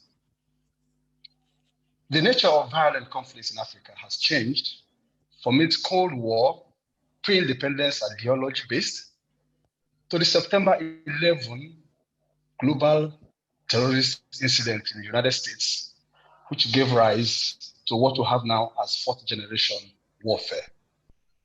Continental borders, national borders are no longer barriers to conflict because of the use of technology. A technology-based solution to Africa's security challenges will therefore examine the contributions that cell phones, social media, crowdsourcing, crisis mapping, and all others, including data, play on conflict and insecurity in Africa.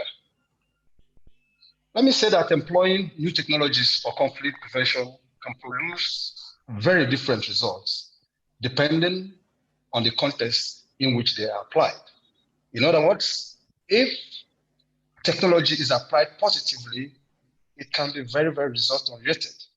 And if it is negatively applied, it can hinder development in Africa. Now, let me just briefly look at the causes of crisis we have in Africa. And without undermining the intelligence of my audience, I will not discuss them in detail because it's known to everybody. And moreover, me being a military man, talking to the academic world, and I think I don't need to explain too much because you people are my teachers in this field. Now let me talk about the human rights violations and poverty caused by endemic corruption. Ethnic marginalization, and the one that worries me most as a military man, is the case of small arms and light weapon proliferation in Africa. Is giving us a very big time trouble. And interstate and intrastate border conflicts is also one of the major areas where we have conflict in Africa. And political motivated electoral violence is also creating a lot of problems in Africa. So with all these undermining factors for insecurity and conflict in Africa, I would like to look at the dominant role that technology is now playing for us to try to address the issue of conflict in Africa. So in the context of this discourse, therefore, technology connotes the use of scientific knowledge for the practical purposes for application in different fields of human activity. Technology-based solution can be applied in regional conflict and security in the following ways. First is the issue of tracking and monitoring of local cross-border terrorists and armed groups. It can also be applied in providing early warning to state and national security forces, especially in African Union and ECOWAS. Also, application of an all-weather and all-terrain surveillance and battle awareness devices is the area where security can be better improved using technology. So what happens is that national armies that are well technologically advanced perform better than their adversaries that are poorly based in technological know-how. Let me also say that there is need to synchronize and synergize activities of international NGOs and NGOs with that of government forces in Africa in conflict zones. Because from the background of what we have in the Northeast, some of these international NGOs are working against the interests of national armies in Africa. So there is need for us to make sure that while they are trying to help us solve our security challenges, they don't use their technology and their resources to undermine our national security. That's very important. Also, collation, protection, and monitoring of IDP camps is one of the areas where technology can really help us to make a better secured Nigeria and a better secured Africa as a whole. Because while we have a prevalence of crisis, we also have issue of IDP camps, which need to be well secured for our citizens to, be better reintegrated into the society after crisis. Then the support for African security forces in acquisition of legitimate targets in counterinsurgency and asymmetric warfare is equally important area where technology can be better applied for us to have a better and more secure Africa. Because the issue of friends and foe, the red forces and the blue forces is very important. Distinguishing them is very important so that we don't mistake, terrorists for legitimate citizens or citizens as terrorist targets. And border security and transnational crimes are one of the areas, again, that need the application of technology to be able to make a better Africa. And the issue I mentioned earlier on proliferation of small arms and light weapons in conflict zones is very important. Having said this, I want to just say that we need to consider some few ways forward to be able to make Africa better secured. And one of the ways is the issue of the dire need for a robust research and development to evolve an African technological breakthrough in all ICT fields, using the Rwandan example. Rwanda is one country in Africa that have applied technology to their military, to their economic, to their agricultural space. And it is a model that I think Africa could copy. Let me also say that as a way forward, the imperatives for strengthening national policies on the development of framework for the application of technology in addressing conflict is quite impressive, and it is quite important at the same time. We need to, find a way of, we have policies actually, but they are not strengthened. They are not robust enough to give us a better secured Africa. So it's quite important. Then finally, I wish to say that the concerted efforts to enhance cybercrime towards a better secure Africa using technology is quite apt at this point in time, because the parts of the crimes we have now is crime and cyber related. So it is absolutely important that at this place that we need to make sure that application of our technology, our computers, is for positive purpose and not for negative purpose. So the issue of Yahoo boys and others who undermine, national security through the use of manipulation of technology need to be addressed. If that is done, I feel that we're going to have a better secure Africa. Now, on the last words, let me thank the Vice Chancellor and the organizers, Dr. Analefo and Father Mgoke for inviting me to this international conference. I'm providing Defense Industry Corporation of Nigeria, Kaduna, as a partner and stakeholder with you. Having listened to all your presentations today from morning till now, I think that DICON is going to partner with your institute to make sure that you help us to develop homegrown technology for us to address our military and our security needs in Nigeria. So formally, I'm going to make a visit to you before the end of October so that we can discuss on how DICON can partner with you in that regard. On this note, once more, I want to thank you for the opportunity given to me and assure you that for us in the Defense Industry Corporation of Nigeria, we are going to avail our research and development efforts and our military technology positively to assist you in making sure that we have a better secure Nigeria and a better, secure Africa using technology as the standpoint. Thank you very much. God bless you. This is done. Then maybe you have who? This is done. I'm done. Yeah. Thank you. Thank you very much, Major General Ezogu, for that thought-provoking presentation. And thanks also for the interest you've shown in affairs of the University of Nigeria. May I invite the chief host, the Vice Chancellor of the University of Nigeria, Professor Charles Igwe, comments at this point. The Vice Chancellor, sir. Thank you, Prof.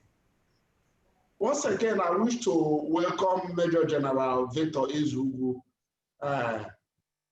to this program. In fact, I'm so excited having him in this program because I've read a lot about him, his exploits in DIC, Kaduna. And that is what it's all about. That is how to develop as a country. I've been talking about our inbuilt development, because if we rely on development from other countries, we will never make it either as an educational institution or as a military outfit. Therefore, I'm so excited hearing from Major General Ezogu, and I'm also excited that he has said that he's going to visit the University of Nigeria. And I assure Major General Ezogu that at the University of Nigeria right now, we are thinking about innovation, and we've also established the first science park in the whole of sub-Saharan Africa. And I hope that with your outfit, we are going to partner with you, and that we have a lot of things in common that we can develop together. Thank you for being in this program, and I'm looking forward to the time you will visit our campus. Thank you very much, sir. Thank you very much, Prof. Thank you, sir.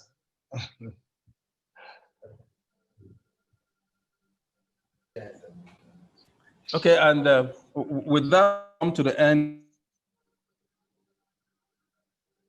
And technically, to the end of the part 4 of the program, and we're speeding right to the panel discussions.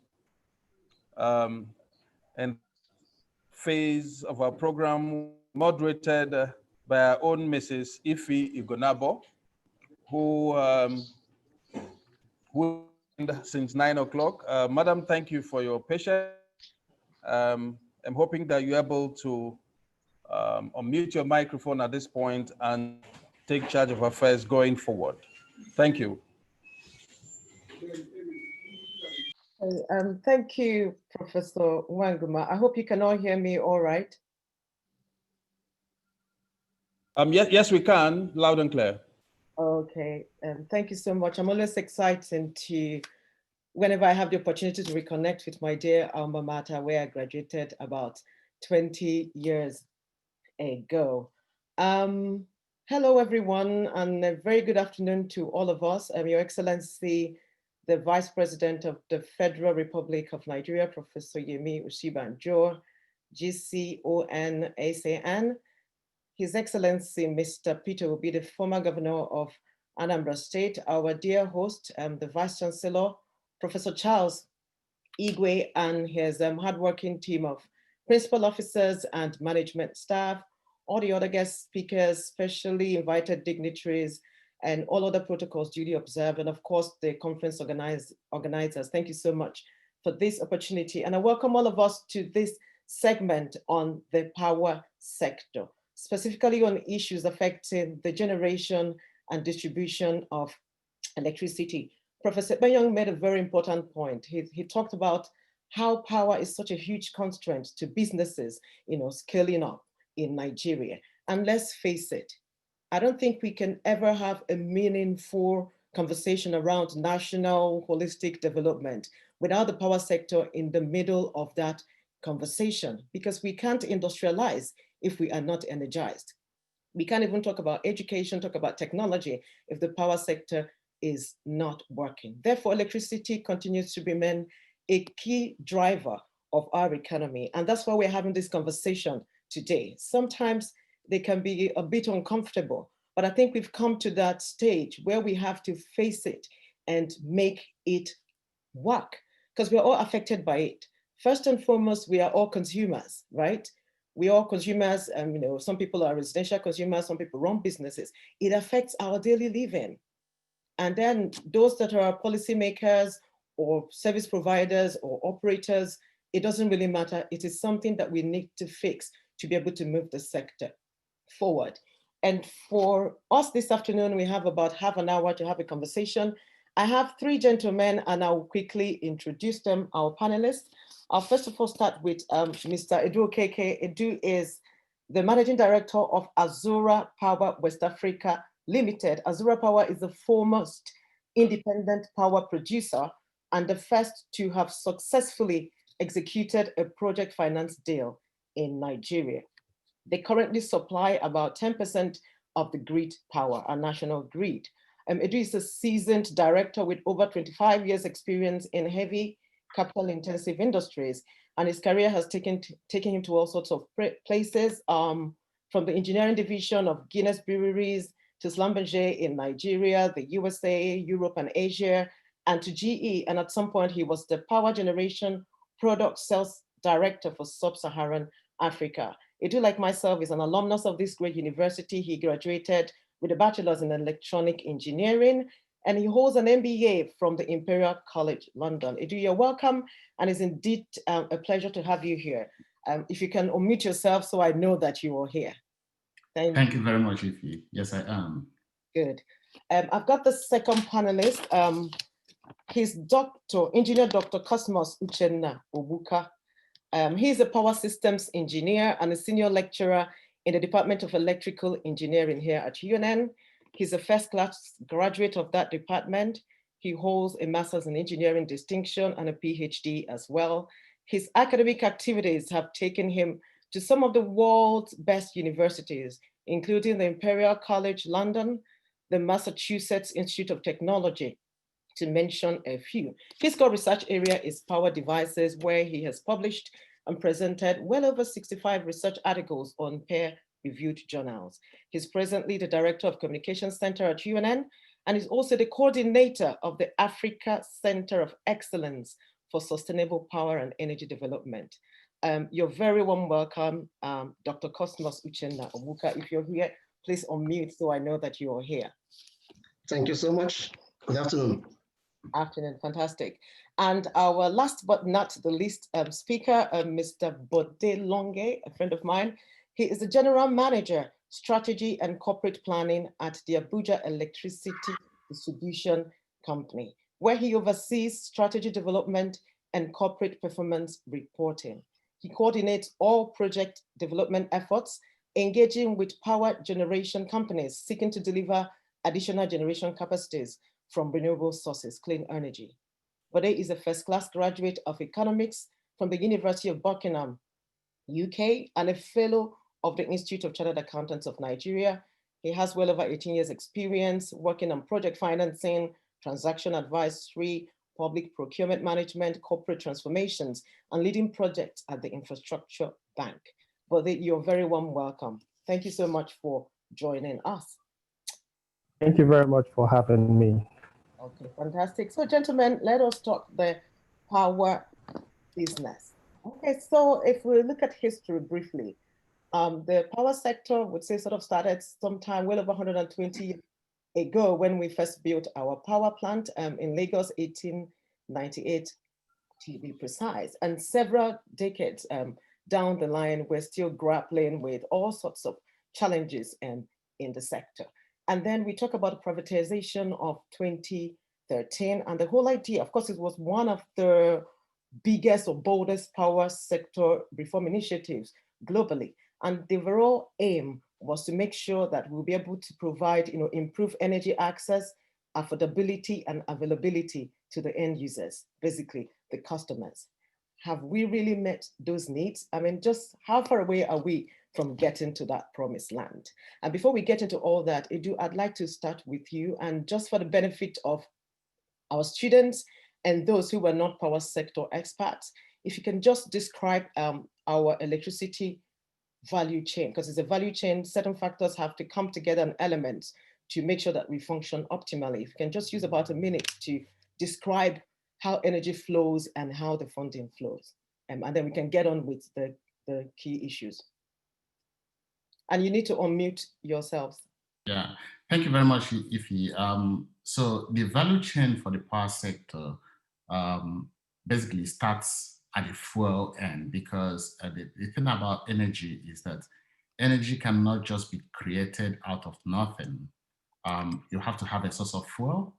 It depends on what the source of fuel is. It can be gas, because that's, for Nigeria, a country like Nigeria will have abundance of gas. It can be coal. It can be nuclear, it can be anything. It can be water, flowing water. Then you generate that electricity or energy, and then it has to be used. The unfortunate thing about energy is that it's not something you can put in a bottle and kind of store it for some time.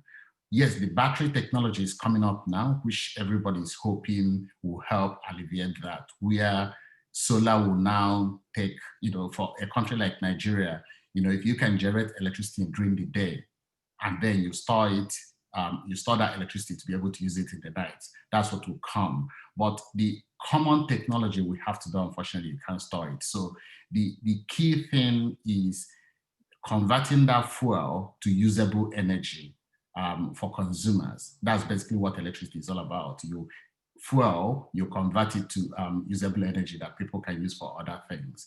And in terms of funding, the end user definitely pays for the use of that electricity, but the thing is, you have to also ensure that the money the end user pays covers the whole value chain. It's not just about paying for the disco, collection of money and that kind of thing. It will also pay for the transmission of that electricity from the plant to that end user, must pay for the generation of that electricity, the conversion itself at the power plant facility, as well as the fuel itself. So that's how it goes. You generate electricity from fuel all the way to the consumer, and money flows on the other side of it from the consumer to the producer of that fuel. Okay, thank you so much. So it's a value chain from the gas to the generation companies to the transmission that wheels the electricity down to the distribution and to people like you and I. And that's very important to note. So what are some of those key issues? And I think you're going to stay on that. What are the key challenges that we are currently facing in the sector? And perhaps also share the root causes. Why is it happening the way it's happening right now? Well, to me, the key issue is that we're not generating enough. Let's think of it. Nigeria is close to 200 million people. And I think ever since I entered the power sector in Nigeria, almost 10 years ago, we still talk about 4,000 megawatts. Now, South Africa, it's always a country we refer to because it's the closest to us. South Africa is a country of about 40 million, I think, and then they generate about 40,000 megawatts. So Nigeria is generating 4,000. We are not generating enough. That's just the key issue. Every other thing flows from that, because the problem about payment at the consumer end is that you cannot assure them that they can get that electricity when they need it. So if somebody is not getting SAT, the reluctance to pay comes in there, and because the consumers are not paying, the value chain is not making enough money to expand their facilities and build more power plants to be able to increase our generating capacity. So the key thing is we're not generating enough, but then there are so many other things that interplay into that. Okay, but if I may ask you to join, in your opinion, is there something that's missing from the list other than generation that Edu has talked about?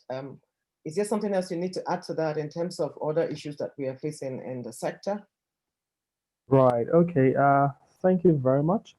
I think jumping straight to the issues, I think it's very convenient to actually ride on from where Edu already led the conversation. So yes, I think we all would appreciate that it's the assessment of whether the power sector reforms has worked is essentially customers counting the hours of supply they have in their homes. So if that hours of supply is not fairly reliable, is not long enough, then it throws up a lot of question for the sector. But I would want to add a bit more to that, that yes, we do agree that there isn't enough to go around, but also there needs to be more efficiency, okay, in the distribution of the little that we currently have. So the entire country, we actually realize that not everywhere have the same access to grid electricity infrastructure. The major cities where most of us reside do have a measure of electricity infrastructure. So there seems to be that disconnect sometimes, right? That some pockets, clusters within the country may feel that they have a different service, level compared to others. But to mention, it is known globally that the extension of the main grid, may not necessarily cover every inch of the country. And there's therefore the opportunity, okay, for other solutions. So in concert with the grid extension, to get more energy to people, we find out that a better solution in the immediate term could be some off-grid technology, to supply some rural location, which actually is kilometers from the last significant network infrastructure. So to simply add, yes, there's not enough being generated, but I would want to lend my weight that there should be better efficiency, right, in the distribution and sale, of the little that we currently have generated as well. Okay, thank you. So you've raised the point of efficiency, and if I can get back to your point on why are we not generating enough? What are those factors? Because something is making us not generate enough. What are those factors that we need to address to be able to generate enough? At the end of the day, it's all about money. That's the key problem. We don't have enough money to build all the infrastructure we need in this country. And let me go back to what Bode said. I think it's one of the biggest challenges we have in Nigeria, where we think that grid power must get to everyone. The reality is that even advanced countries, there are some places that you probably don't extend the grid to because it's more expensive to extend grid to those places. They are better off maybe having solar home systems in those areas so that we concentrate on those, on where grid power makes economic sense, can be paid for so that you can serve the value chain. So why are we not generating enough? Why are we not transmitting enough? Why are we not distributing enough? It's simply about money. We don't have enough money to be able to do all those in a jiffy. It's something we have to do over time, but it takes a long time. Yes, okay. And just on paper, we have it that we are generating about 12,000 megawatts or 12 to almost 13,000 megawatts. That's on paper, okay? In reality, we are probably doing about hovering around 3,500, 4,000. But let's just look at what we have on paper. So on paper, we probably have that 12,000. For instance, when it comes to transmission, on paper, we have something around 7,000 megawatts. And then when you get down to the discos, it is even like a much more lower figure. And my point is this is a value chain, right? So everything has to work together. Why are we generating so much? Okay, so even the little that we are generating, we don't even have the willing capacity to take what is generated to the distribution end. So why do we have that kind of distortion if we are supposed to work, if the sector is supposed to work as a value chain? I don't know, Bode, if you were comment in that conversation, maybe that would be helpful from your perspective as a disco, because you're the one who kind of gets all the stick. Why do we have such a distortion that it looks as if we are generating much more than we are able to will and much more than we are able to distribute? Okay, all right. Thank you very much. I think to understand where we are, we need to just take a quick step back to look at history. Up to very recently, before the privatization exercise, particularly of the distribution companies that happened in 2013, we had, you know, a vertically integrated monopoly, right? So you had generation, transmission, and distribution was all resided in the former NEPA, the name we all grew up knowing with some level of notoriety. And of course, those have now been unbundled. So essentially, what has happened is, you know, the mismatch has been on account of planning in silos, isolated planning, all right? So before you are able to, you know, by the time you're making the investment in generation and transmission, you must be clear that, okay, the distribution capacity is able to effectively transmit all that you are generating. That, I think that is changing now. There's better interaction and it's getting better, okay? So the parties are talking now, investments are being synchronized, the government is leading that initiative. So I think we are on the right path. What had happened is that we had a monopoly and then it was sold off. The generation companies were privatized, the distribution companies privatized, the transmission company expectedly being a natural monopoly because of the wired nature was retained on the government, and planning was not actually integrated into all of this.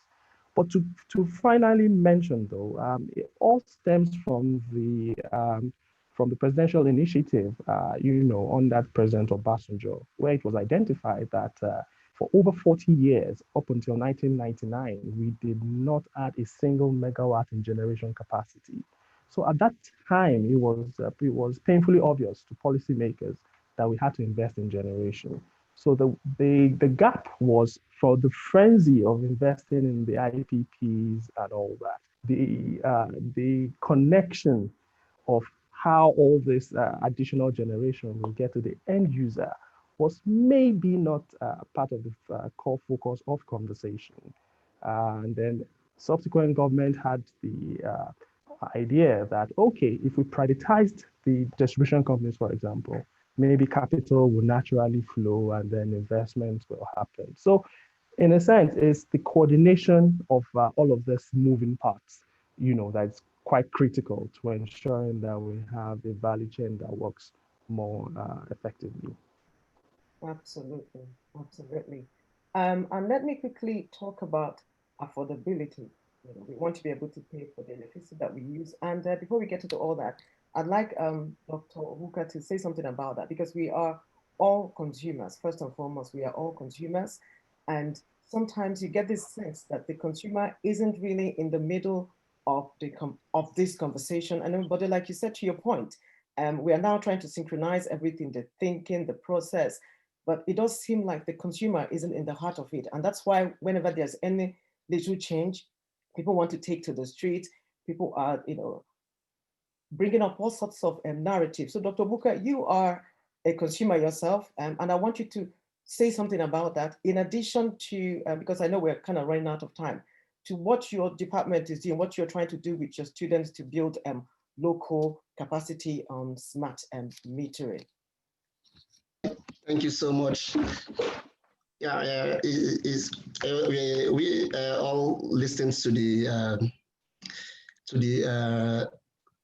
during the bid process for the power distribution companies. The distribution companies gave eloquent proof that they could provide adequate technical, managerial, and financial ability to manage the distribution companies. But generally, what is in the lips of an average consumer is that Nigeria generates very little to supply her citizens. And Engineer Dukeke has actually confirmed that we have far less than what we need in terms of generating capacity. Yeah, but the layman wouldn't know that even the very little we generate is being rejected along the line. We saw recently that the transmission companies and the distribution companies are beginning to reject the generated power from the power stations. You know, this was not in any way envisaged during the privatization time. And coming to that, the distribution companies blame their inability to expand the network as they boosted during the bid processes on inadequate revenue. And that inadequate revenue can be tied to their inability to collect revenue from their customers. And that's actually gave rise to the idea of smart metering that could provide the opportunity for people to prepay for their energy consumed. In the last few years, it has been estimated that about 60% of the consumers, people like myself, are not with prepaid meters, meaning that they still operate with estimated billing. So there is this fear of conspiracy theory that the distribution companies deliberately frustrate the efforts of NEC at ensuring that the citizens get metered so that people can pay for exactly what they use. To ensure that this does not persist, an idea, the NEC came up with a metering assets providers map scheme to ensure that local content is brought on board in the supply, design, and the fabrication of smart meters. And that is one area my center is working towards now. In partnership with the National Power Training Institute of Nigeria, NAPTIN in Abuja, we have struck a partnership which we shall later on concretize by way of a memorandum of understanding to lead in the idea of design and fabrication and eventual commercialization of smart meters for use. And I believe with adequate smart metering of our electricity customers in Nigeria, the issue of revenue loss, at least at the technical level, would be minimized sufficiently. Thank you. Okay, great. And let's stay on that. So I think Professor Banyong did talk about industrial university. I just want to take some of his points. And the point is, for our universities to get to the level where we can do these things, build capacity in local manufacturing. And I think just recently, about last week, the CBN sent out some memo on a particular project where they are trying to energize about, to connect about 5 million people. And it means about to connect about 5 million households through solar home systems and mini grids. And they were really bent on, they focused on local capacity. They were asking for people who can locally manufacture and research and development, who can fix and repair and all of those. And we're saying our universities where we are educating our children, how well prepared are we to be able to get our students or to get ourselves build capacity to be able to do some of these projects? Because think about it, curriculum innovation, where are we on things? Our curriculum, does it reflect the current trends, in terms of changes in the power sector right now? And I'd like you to comment on that, Dr. Buka, since it's within your remit. Thank you so much. The issue of curriculum is a nagging one. Ordinarily, as obtained in other parts of the world, curricula are meant to be reviewed once every 5 years to reflect modern trends in the industry. Unfortunately, in this part of the world, there are some universities that run electrical engineering that have used the same curriculum since inception for over 20 years without making any attempt to reflect the reality on ground. Then another issue that borders on curriculum is the issue of content delivery and assessment. The professor, Reverend Father from United States of America, has said a lot about the engineer Ekunife actually has said a lot about content delivery, which will enhance learning. But one good area, again, is in the area of assessment. If you must bring out the best in your students, we have a dysfunctional system of assessment of students, because for students to be innovative and think beyond the box, it should cease to be the idea of la cram, la pour, just cram and pour, which is the mode of assessment we currently fortunately use, whereby we rely 70% of the assessment of students is on examination, in-class exam, while the rest of what they do as assessment just constitutes only 70%. the best brains in the university really think beyond the box because they just want to pass exams. So our curriculum has to be holistically reviewed to reflect modern way of modern trends in industry and also the best possible way of assessment. In MIT, for instance, the entire assessment before the exam is 60%, while in the examination, you only struggle for just 40%, meaning that if you are able to do your assessment very well, you are already with 60%. That's where the students have the possibility of developing themselves, their innate mind, expanding their ability, and of course, come up with better ideas. So curriculum is an issue and we have to revisit it frequently. Thank you. Absolutely. It's definitely something we need to look at, the investment management has to look at. And let's quickly, because I'm conscious of the time, let's quickly look at access. 45% of the population is connected to the grid. The other 55% have really no direct access to the national grid, just because sometimes it doesn't really make sense to start extending the grid to certain rural areas. So, Bode, your company, your Abuja Disco is one of the forward-thinking discos in Nigeria. What is happening in the renewable space at the moment? How have you tried to plug into this new revolution of looking at off-grid, mini-grids, other ways of making sure that your customers are energized? Right. Okay. Yes. So I think it's important to us. In Abuja, we actually have a vision. Our vision is to to deliver power 24/7 to all our customers. Now, saying delivering power 24/7 to all our customers, we have not differentiated between grid connected and non-grid connected customers. So what we have done, we have a strategy we've called a grid augmentation strategy. And the grid augmentation strategy is essentially working with partners. We actually have within our network, we have a live connection whereby to one of the major markets, we actually have a renewable energies company actually augmenting our supply to the market. Now it's very interesting because from our engagement with the market union, they were willing and agreed to pay higher than current tariffs, right, to ensure that they have 24/7 reliable, good quality power. So for us, it revalidates, what we've already known, that the pricing of electricity in Nigeria is not the major problem. However, it's the issue around the quality. So we already see that people often say, and I've demonstrated by this example I mentioned, that if they're able to get a reliable power, if they are assured of the metering, so they can control their consumption of it, then they are willing to pay. So in a sense, that led us to now look at our entire network. So we have projects going on as we speak, to identify locations where we can actually bring renewable energy. It's very important to us, of course, because it's the future, because it's also clean, and then you are able to deploy at remote locations as well. So it's part of our longer term strategy. Additionally, we also are contemplating, how we can also reduce with the application of this distributed energy resources. We are able to reduce losses as well. So it's a whole connected conversation.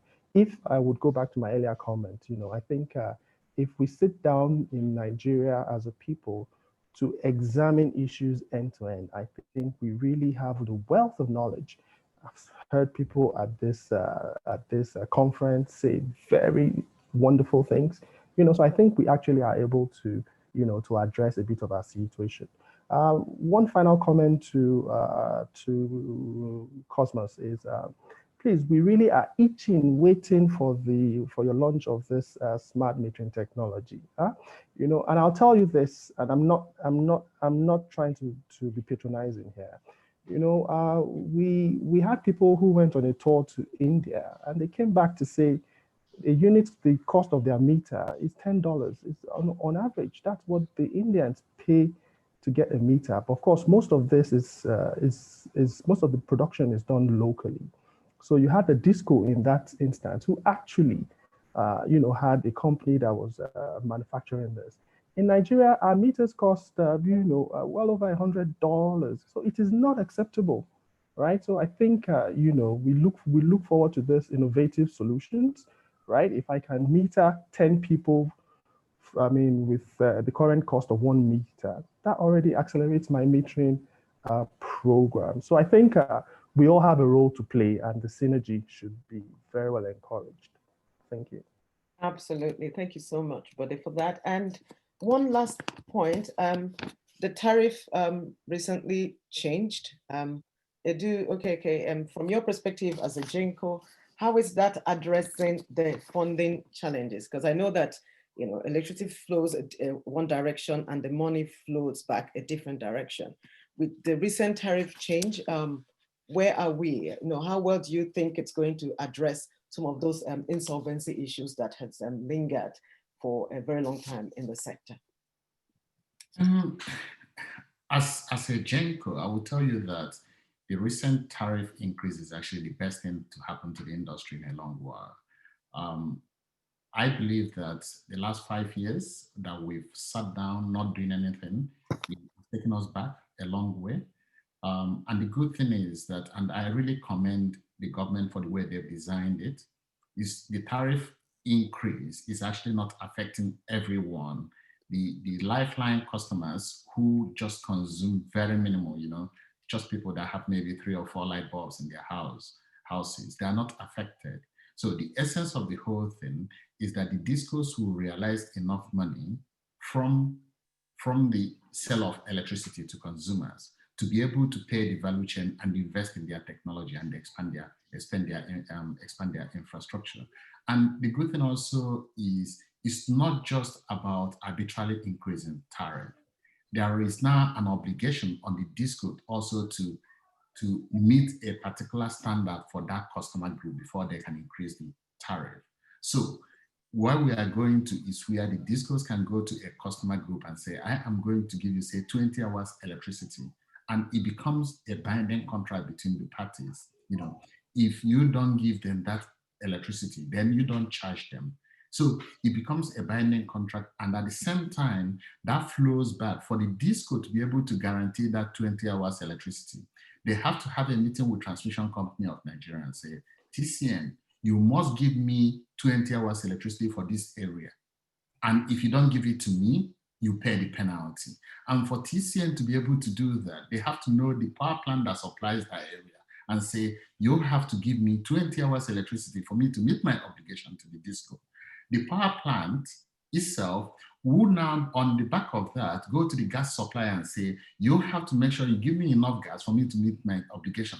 That's how it works. So I really commend government for coming out with this innovative approach. I believe and I hope that it continues like that and will keep expanding until such a time that majority of Nigerians can proudly say, I have 24 hours electricity and you don't have to see generators all over the place. Thank you so much, Edu. I think we have 2 more minutes to go. And final comments from you, Dr. Obuka. All right. Well, yeah, of course, the issue of metering cannot be overemphasized, and it is important for the system to respond adequately to it by way of the distribution companies being more aggressive with metering so that they can restore confidence in the consumers. Thank you so much. Thank you. And Bode, what's the prognosis and final comments? Is there light at the end of the tunnel? Right. Okay. Thank you very much. I think with very eloquent explanation given by Edu of the new service reflective regime we have in the value chain, I think I can't add or take anything away from that. I think it's a new dawn. I think it's an era whereby, for better efficiency, for better management, you get the reward. It's a win-win for the customer. It's a win-win for the disco. And by all means, it's a win-win for the government as well, because no matter how you look at it, electricity is very well linked, to political performance, even though it shouldn't be, but, that is our reality. So I think with all hands on deck, I think it's one of the few times a GENCO and a disco will be on a panel and we won't have our hands around our throats, So this probably this probably a record event as well. But I think it's a sector in motion. But I think we're moving in the right direction now. Okay, thank you so much. I think we have come to the end of this segment. Thank you so much, gentlemen.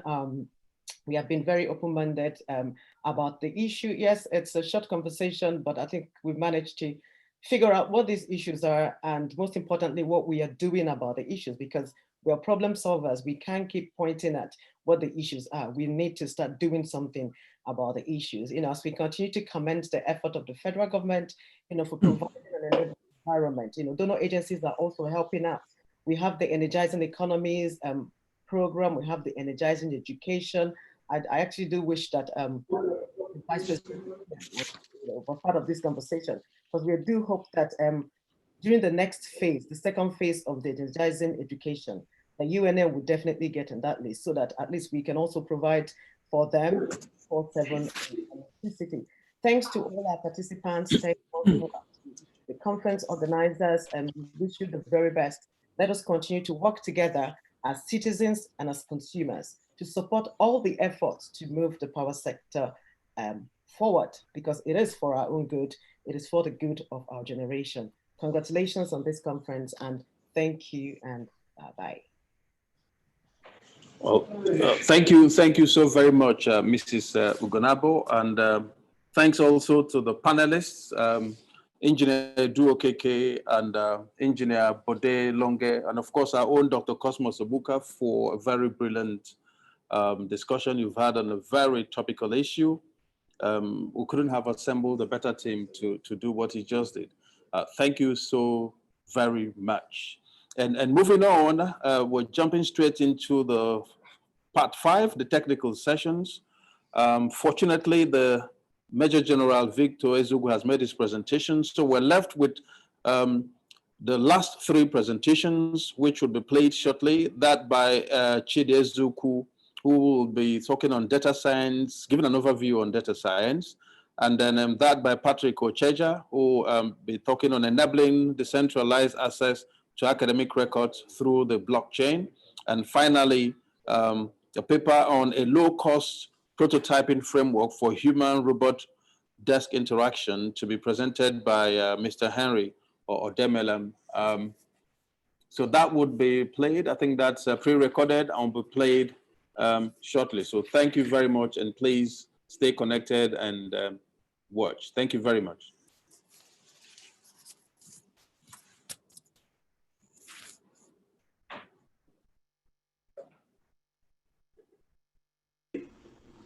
I'm here to talk to you today about innovative data solutions that will shape the future.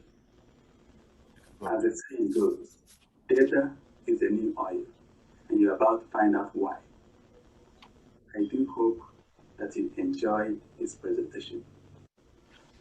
Before we start, let me quickly run through the agenda so that we understand some of the topics we're going to be talking about in this presentation. Now, the first thing we're going to be talking about is the data science. And I need you to understand that when we talk about the innovative data solutions that will shape the future, we're actually talking about data science.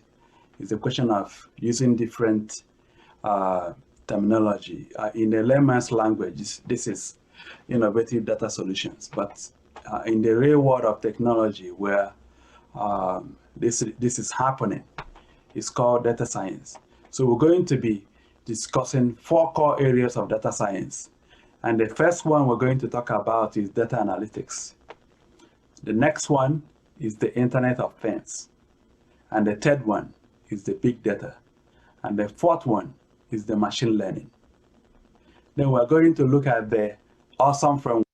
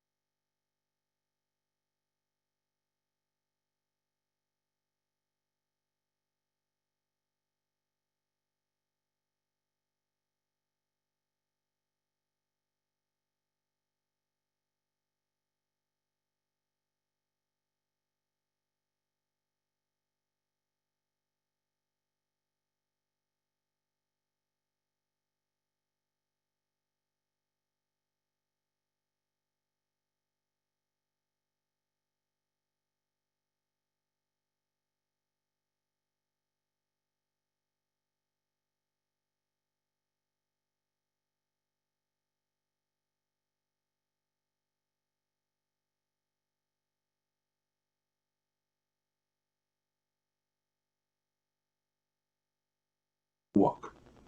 And then finally, we're going to look at data science project team.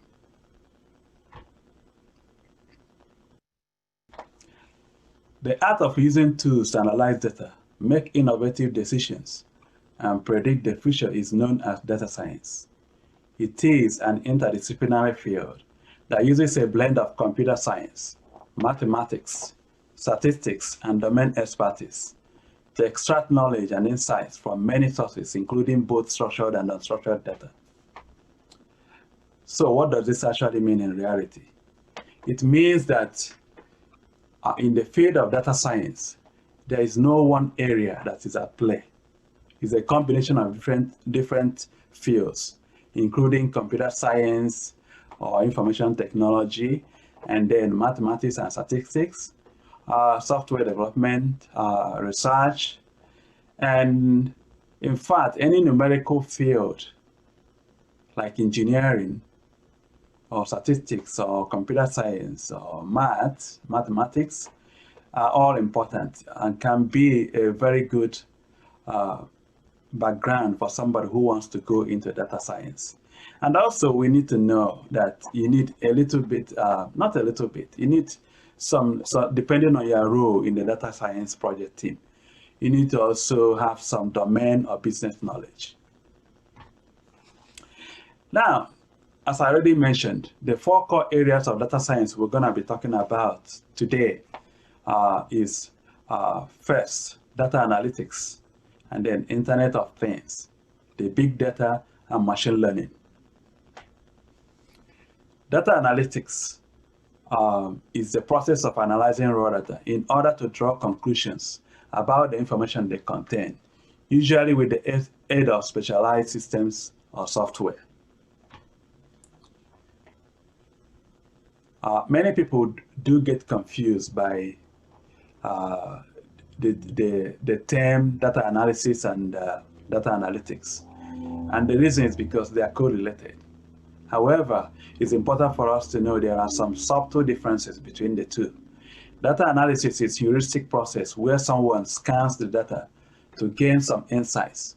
Analysis is used to study existing data to gain a historical view of what has happened or happening. Data analysis encompasses data analytics.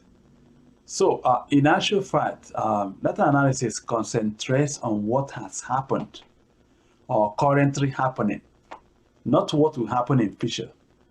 And another point to take away from it is that you cannot talk about data analytics without first talking about data analysis.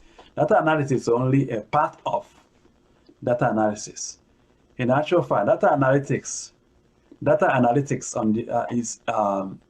on the other hand, involves using some tool or algorithm, which is a computer program, to derive insights by scanning through the datasets to find a correlation between them. Analytics also uses existing data to model the future and predict results.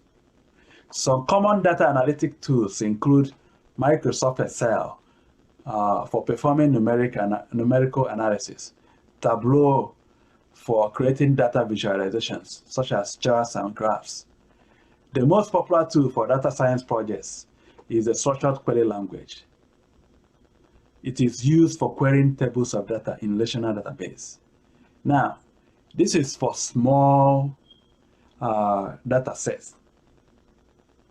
If you really want to deal with something, a real big data like exabytes of data, you might, or you want to do a more rigorous data analysis, then you might have to need some advanced tools or programming languages like Python and Big R.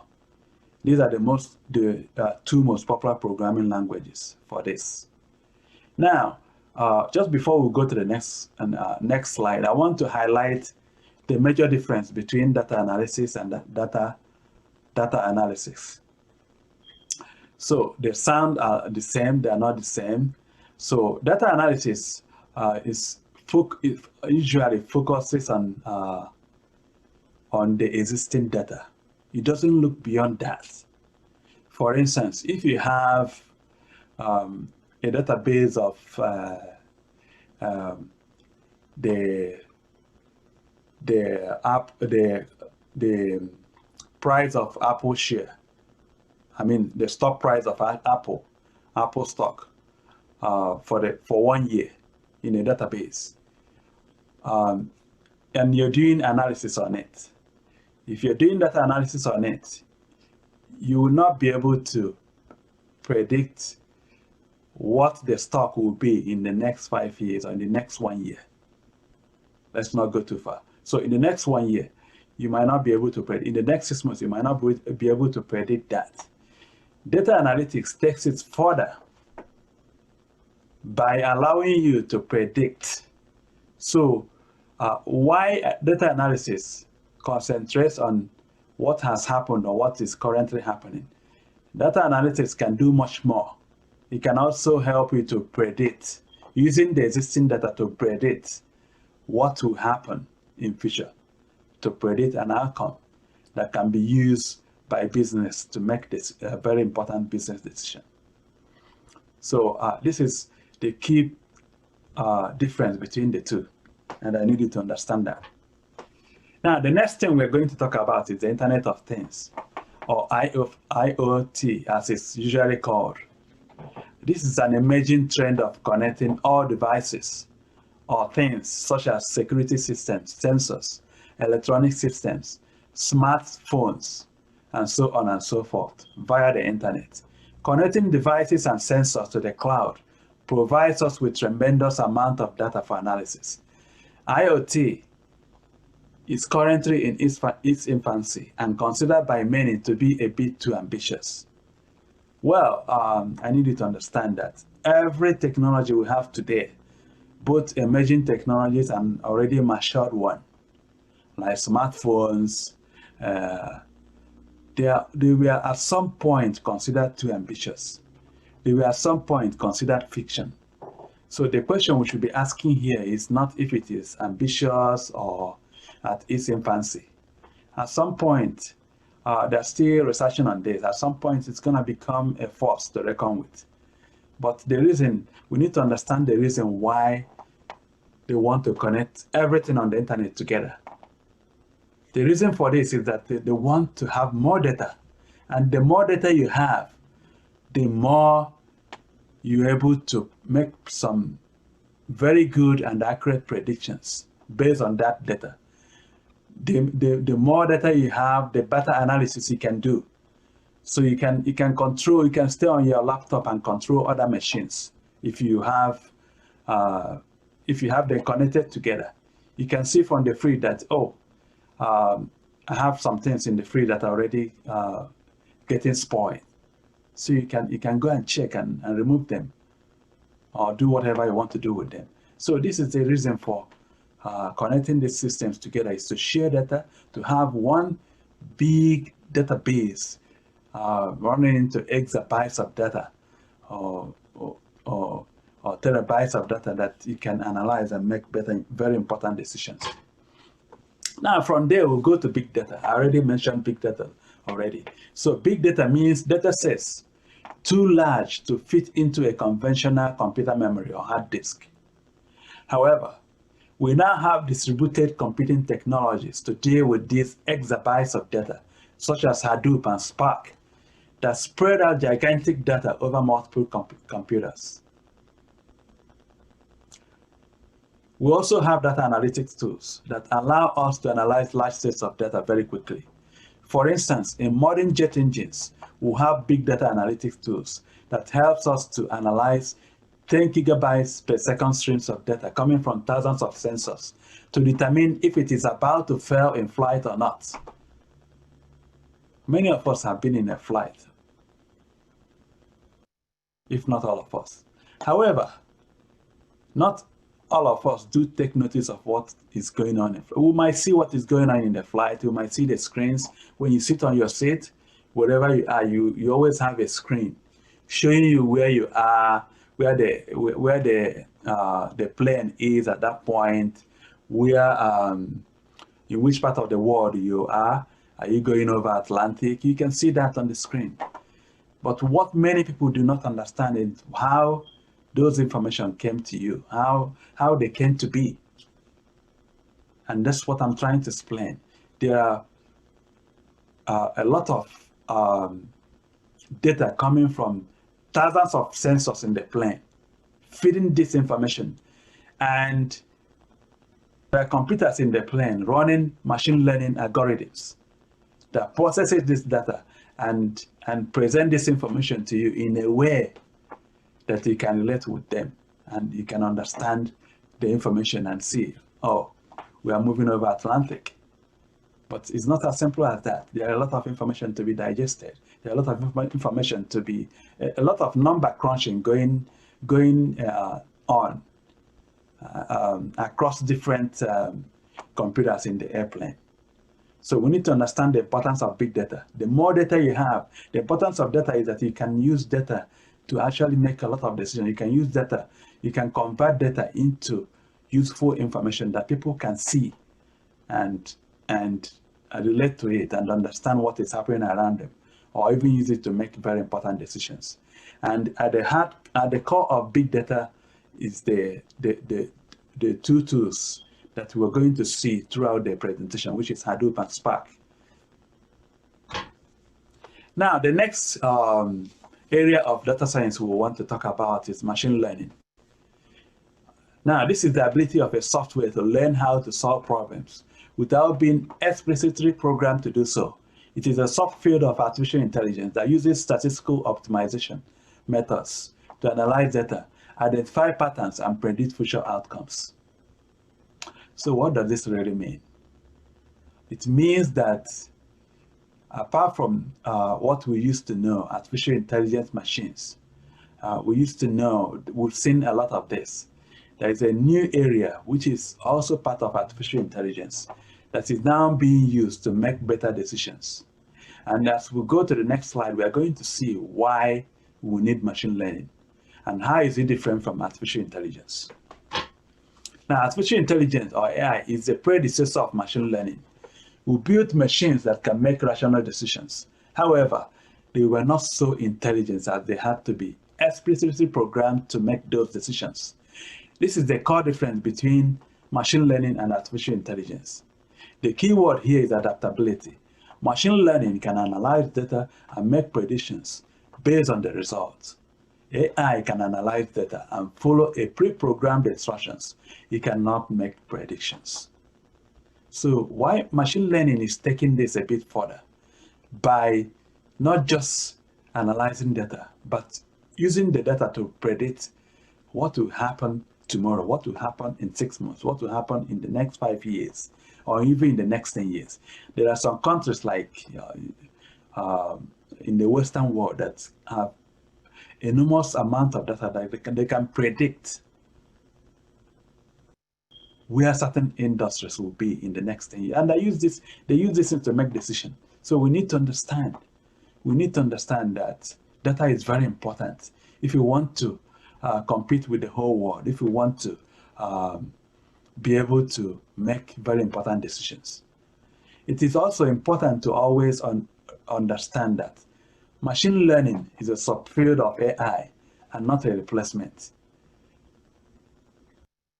At the inception of artificial intelligence, there was a kind of fear or premonition that this is coming to replace human beings and take away human jobs from human beings.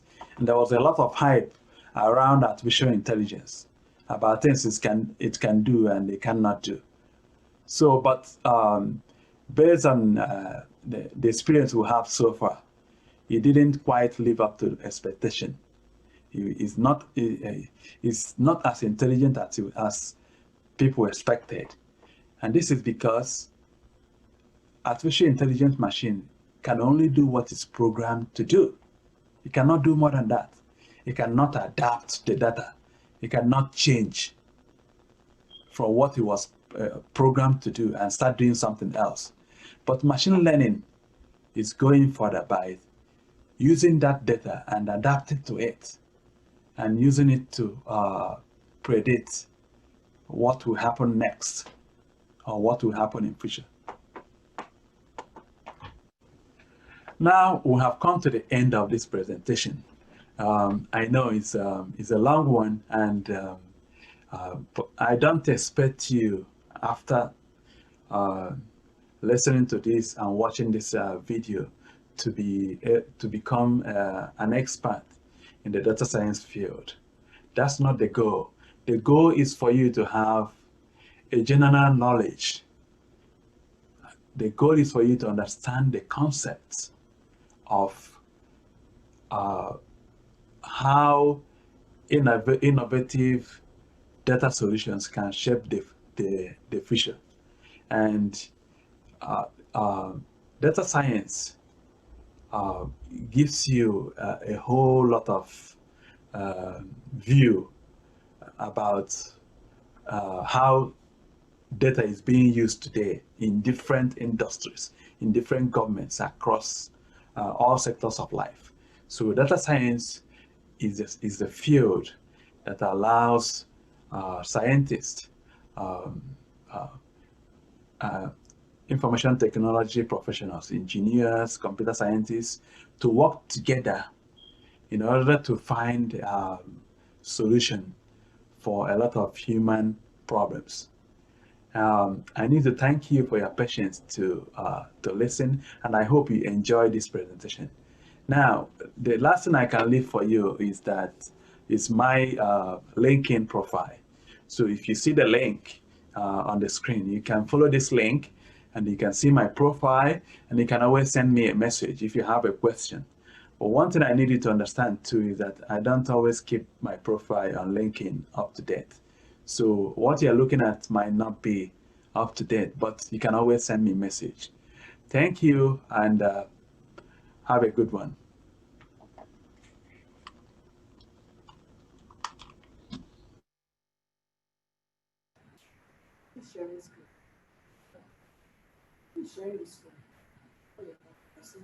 Okay. Thank you, Chidi, for your. Somebody sharing the video. Somebody's sharing. Thank you, Chidi, for your presentation. I don't know if he's online. Okay.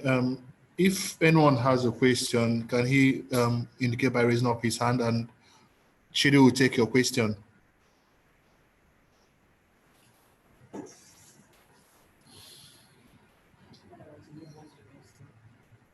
Does anyone have a question?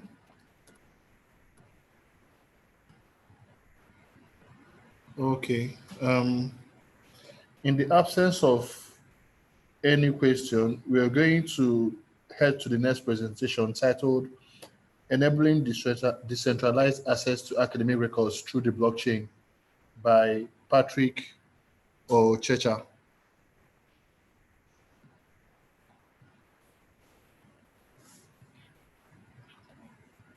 Thank you.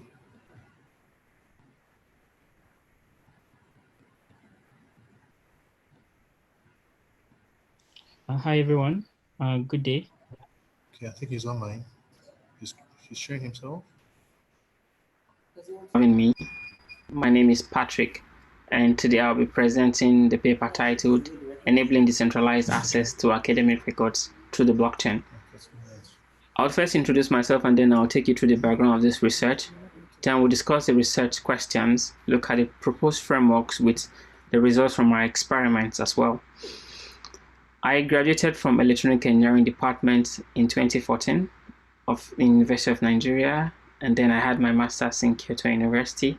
Currently, I'm doing the PhD program with focus on blockchain in education. So we know that technology has continued to revolutionize different fields, and for education is no exception. Previously, we know education to be something that takes place in a very remote setting where you have classrooms, you have white chalkboards, but now in recent times, we're moving to a more digitalized form of teaching where you have digital boards, you have people using different kinds of gadgets to access learning materials, and then there's even a shift to massive open online courses such as platforms like Coursera, OpenEDX, even learning management systems. So then with a shift to this kind of use of technology in education, there's a resultant effect where we have more and more data being obtained from or being gathered or collected through these different learning tools. And then it provides a vast array of opportunities, like making or enabling data-driven education, where we gain insights from data and try to assist people or students to learn better in a more convenient and more personalized form. To help you understand my research, I'll start by discussing learning logs. So learning logs basically reflect activities of learners on a learning tool, such as learning management system or other interactive learning tools. And they have specific characteristics, such as being time-bound, they are expressive, contextual, and also identifiable. For instance, for a certificate, you could say being expressive means it says maybe Patrick obtained a certificate in blockchain technology. So it's specific on what that learning activity was for, or Patrick obtained a score of 10 in mathematics. So the idea of learning logs is basically to express what a learner has done and to be able to evaluate the outcome through different kinds of metrics based on the analysis that has been carried out. So the problem we want to fix is connecting and transferring learning records. In the current space, we see where students move from one institution to another, but as they make this move through different institutions, they do not move with their learning records. The only thing they mostly take along with them is just their certificates or transcripts of record of scores, and that's all. So what about different data such as their learning engagement? Maybe let's say the quizzes they took, the scores on those quizzes which they took in those schools, and how they arrived at those grades. These kinds of data are very interesting because they show a more detailed understanding of how a learner achieved a particular grade. The grade says only a final attainment, but does not describe the journey or the entire process. So we want to propose a system where we can make these types of connection or being able to transfer records. Because if we're unable to do that, it's difficult to trace learning for evidence or to be able to assert that somebody actually knows something. So for example, let's say a student wants to take a course in machine learning and then they find a topic difficult. Let's say for instance, they find linear regression difficult, but linear regression has some prerequisite courses. So it could be a course like statistics being a prerequisite to linear regression. So if their teacher could have access to their past learning records, they could check how such students performed in statistics or other prerequisites for machine learning. So if they know their performance and how they attained those scores, they could see, okay, oh no, he missed this aspect, or he does not fully grasp this aspect because his score was low. The teachers could adequately support the student to overcome their learning difficulties. So there is a need for learning to be traceable, to be unmodifiable, even though when we get those connections, it should be unmodifiable, and it should be transferable across different schools, and it should be easy for administrators to manage. So there have been previous work in this area, such as the IMS Comprehensive Learner Records and a proposal made by Sony Global Education, which they look at reporting learning achievements, competency levels, or certificates or degrees acquired by students. But there's a limitation here where the information collected is still at a high level, and learning systems still remain isolated. Each school maintains their own learning system and their own database. So it becomes difficult to control access or to give access to different institutions or even manage privacy. There are other scenarios such as BlockSats or the University of Nicosia, where they basically put certificates on the blockchain. But these are just certificates, and in some sense, one could argue that it is not different from the current trend where I could ask for my transcript to be sent to my new school, and then that's all. It's still more like a formal process. So for BlockSats, there's a core focus on certificates, but this does not actually express what the learner learned in details and how they learned such topics. So our research question basically is, can we connect and transfer learning records? And if we do, can we control permissions across different schools? And then can we use the system to trace learning difficulties, reduce administrative costs, manage them across multiple institutions? And if we do all this, what are the performance implications? So we proposed a system called the blockchain of learning logs that could help to connect and transfer learning records through different institutions using the blockchain. So we view these learning logs as blocks on the blockchain, such that the next action points to the previous action, and there's this continuous chain, such that if you pick any block at the point in time, you can find the previous actions performed by the students. And to ensure privacy and control to their records, we use smart contracts to ensure that students can still control their records after they leave the school, and also know who has accessed their learning records and for what purposes. So one question people have always asked is, why blockchain based? There are traditional databases that could do this. Why should we use blockchain? Traditional databases in most cases present a case or a problem of single point of failure. Every record goes into one database. If there's an attack on that database, all the data has been lost, for instance, or if there's one manipulation on the database, then it takes effect. And if you look at distributed systems, we cannot ensure that everyone's opinion is being respected, or everyone's rules is being respected on distributed systems. So the gains of a decentralized system like the blockchain is that it ensures that there's high redundancy. If a record is lost in one school, it's not lost across all schools. It requires lesser manpower, and then there's transparency. You can pull up the records on the blockchain and see who changed what, how what was changed, and what was the previous value. So in essence, it can be enforced for an history trace. We can trace learning history. So the overall goal of this research is driving towards a system where we can be able to trace, connect, and use lifelong learning logs. Say, for example, if I move through early education to compulsory education, tertiary, and in adult education, my record should be accessible for me to use and for other learning institutions to use to support my learning goal. So for current systems in their design, each school maintains a separate learning system, and then they maintain their records separately, such that if a student transfers from one school to the other, their record does not go with them. So for instance, if Anne moves from, in this diagram on the left, if Anne moves from LMS in school A to University B, their record doesn't go with them. So in our new proposal to the right, we allow students to resist uniquely on the blockchain, and schools can access the records of the students if the students give permission across different schools, and then we ensure that their security and their privacy is being protected. So like I said before, we connect the learning records as blocks on the blockchain, where the current learning action points to other previous learning actions before it, and it could contain information such as the user ID, the school, the type of learning activity, their scores, or the grades they acquired, or any other detailed information. So in this research, we conducted some initial experiments using the design-based research approach. So after making our design, we developed the system, and then we made an implementation for it.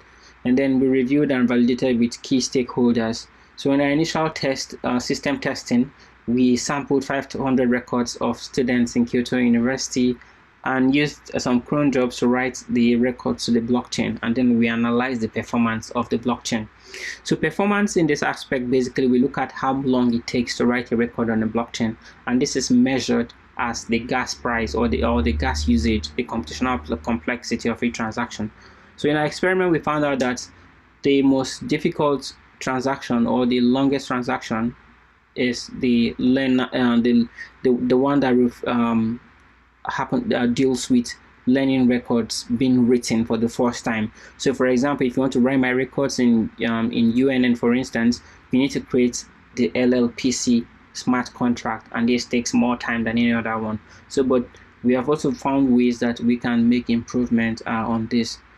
Then also, we also looked at how long it takes to write a record to the blockchain. So basically it takes somewhere from 13 seconds to 14 minutes. So this is a bit much longer than for traditional databases that could take in fewer seconds or less than a second to complete the transaction. So, but for successive mining operations, it's basically like 13 seconds. So when we mean successive mining operations, it means like, for example, if I want to write 2 records consecutively at the same time, it takes 13 seconds for the second one to be written to the blockchain. So apparently, it's still feasible to use such a system But of course, there are some limitations whereby, for instance, if you have, let's say, 1,000 students that you want to write their records to the blockchain, it's going to take from anywhere to, let's say, roughly 13,000 seconds. So that's a lot of time per se. So these are some of the areas we would like to improve on in future work. So in summary, we looked at how to connect and transfer learning record through the blockchain. So we identify schools as nodes and then blocks as learning activities. Then to control permission, we use contracts, privacy rules, and then the consensus algorithm to secure the record. Then to trace learning records, we look at blocks being a representation of students' learning records, and then link them to one another. Then so replacing the decentralized system with replacing the centralized system with a decentralized system makes it possible to distribute the tasks across different nodes, and then it's easier and cost-effective for administrators. The performance implication is it's difficult to write real-time records to the blockchain, so there is need for improvement in this aspect. So future work, we're looking at creating a system where teachers and students can visualize past learning and how it relates to their current learning activity. This is more or less like a concept of knowledge map. So to the left, to the right, I'm sorry, it's in Japanese, but it's a graph that shows different topics in a particular course and to what percentage a student has completed that topic.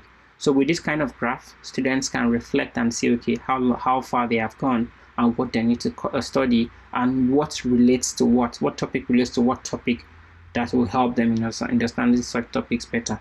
So teachers can also gain some insight on the performance of the class, how well the class has covered prerequisite topics, or how well the class is doing in their current course or in different topics, and then support them the best way possible. So yeah, that's all from me. Thank you so much.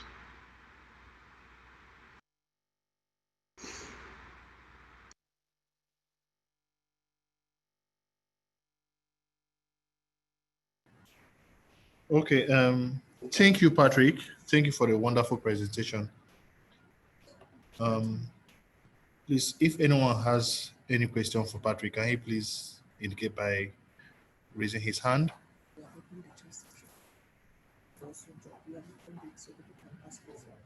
And the chat is open. If you have a question, you can drop in the chat.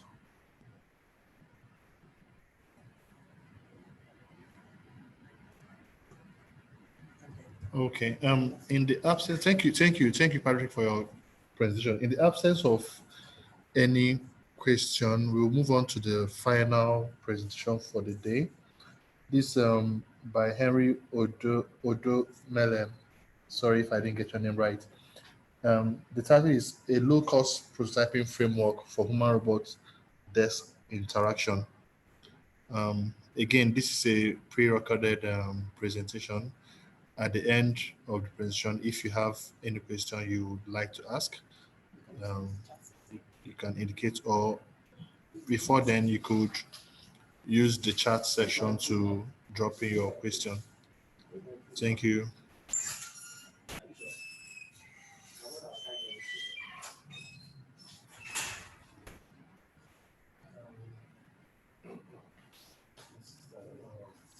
Any other? I don't know. We comment the last.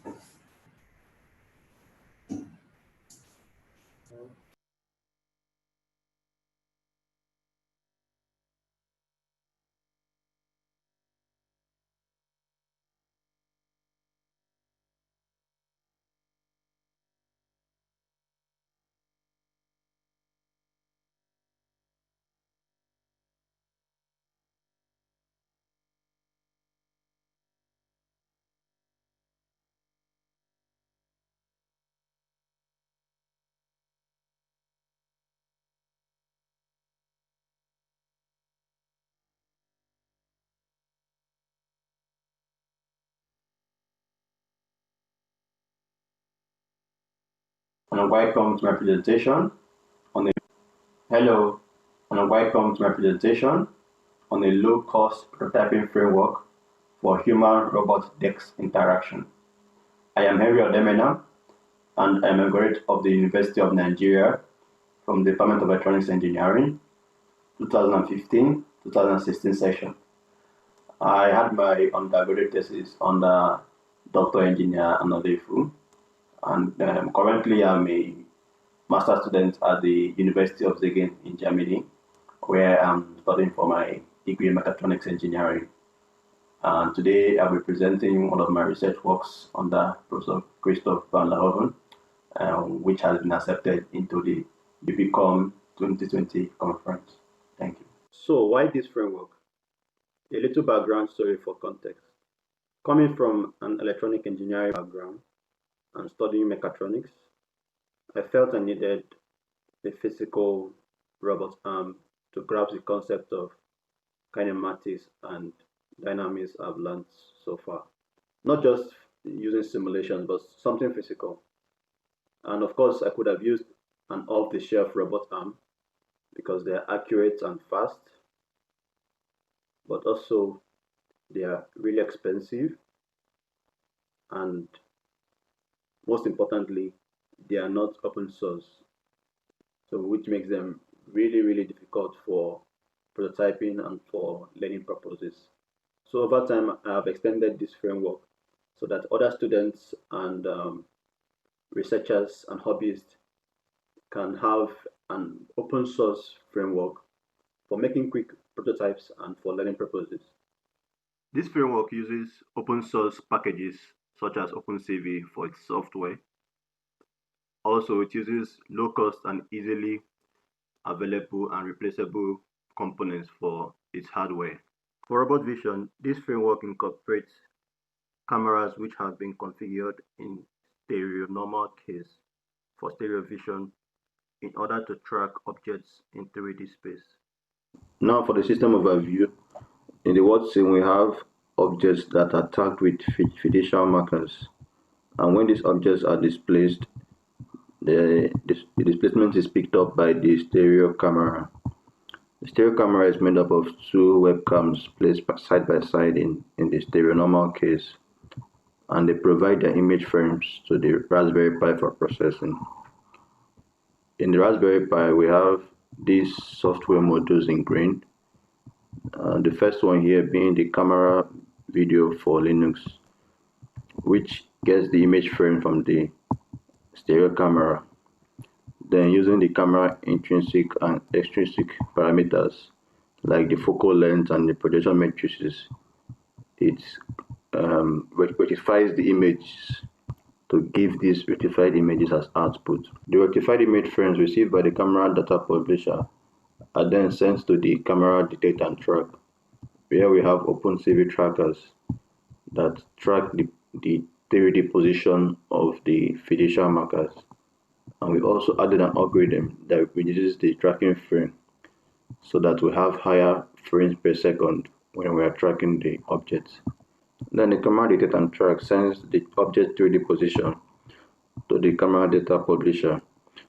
And now we have two main tasks. The first is sending the object 3D position via the ROS interface to the camera data subscriber, and also to send the process image frames and the control bar for the exposure and contrast to the user interface. When the camera data subscriber receives this 3D position, it uses inverse kinematics to convert it into 3 joint angles, and via the UART serial interface, it sends these joint angles to the Texas Instrument MSP430, which has this Servo PWM software.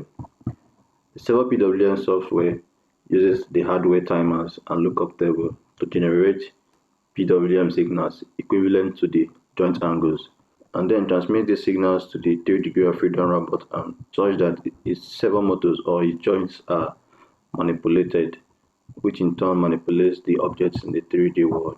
For a quick demonstration, let's see the robot arm in action.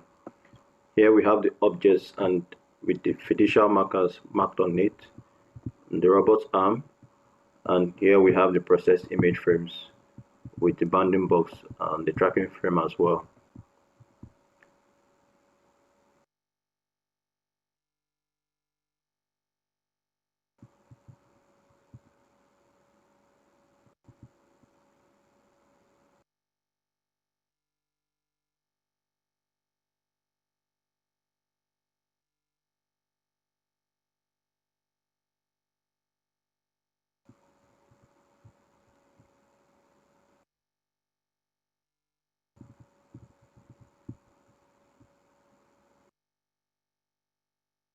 Now for a cups and ball game where the robot arm tries to find the ball.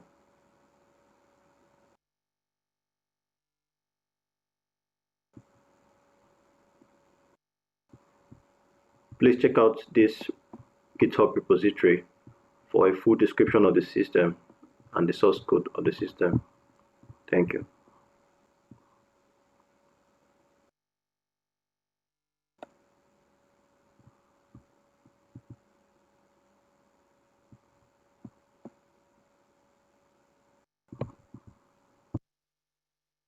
Hi everyone, thanks.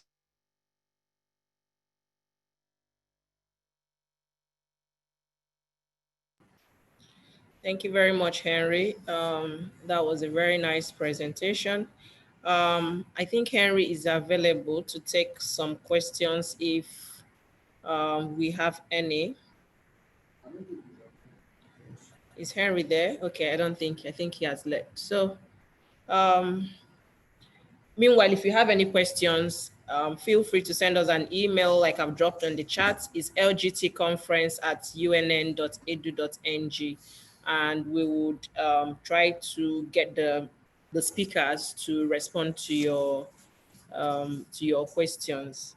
Once again, we want to thank everyone for joining us today for the opening ceremony of TECHISD 2020. We want to remind us that tomorrow the conference continues. I've just sent the login link to the chat. Is bit.ly/techisd2020. Once you click the link, it will take you to the meeting page and you would need to write your name. Please feel free, if you're presenting a paper, if you can put your paper ID beside your name, it will help us to assign you to the proper breakout room.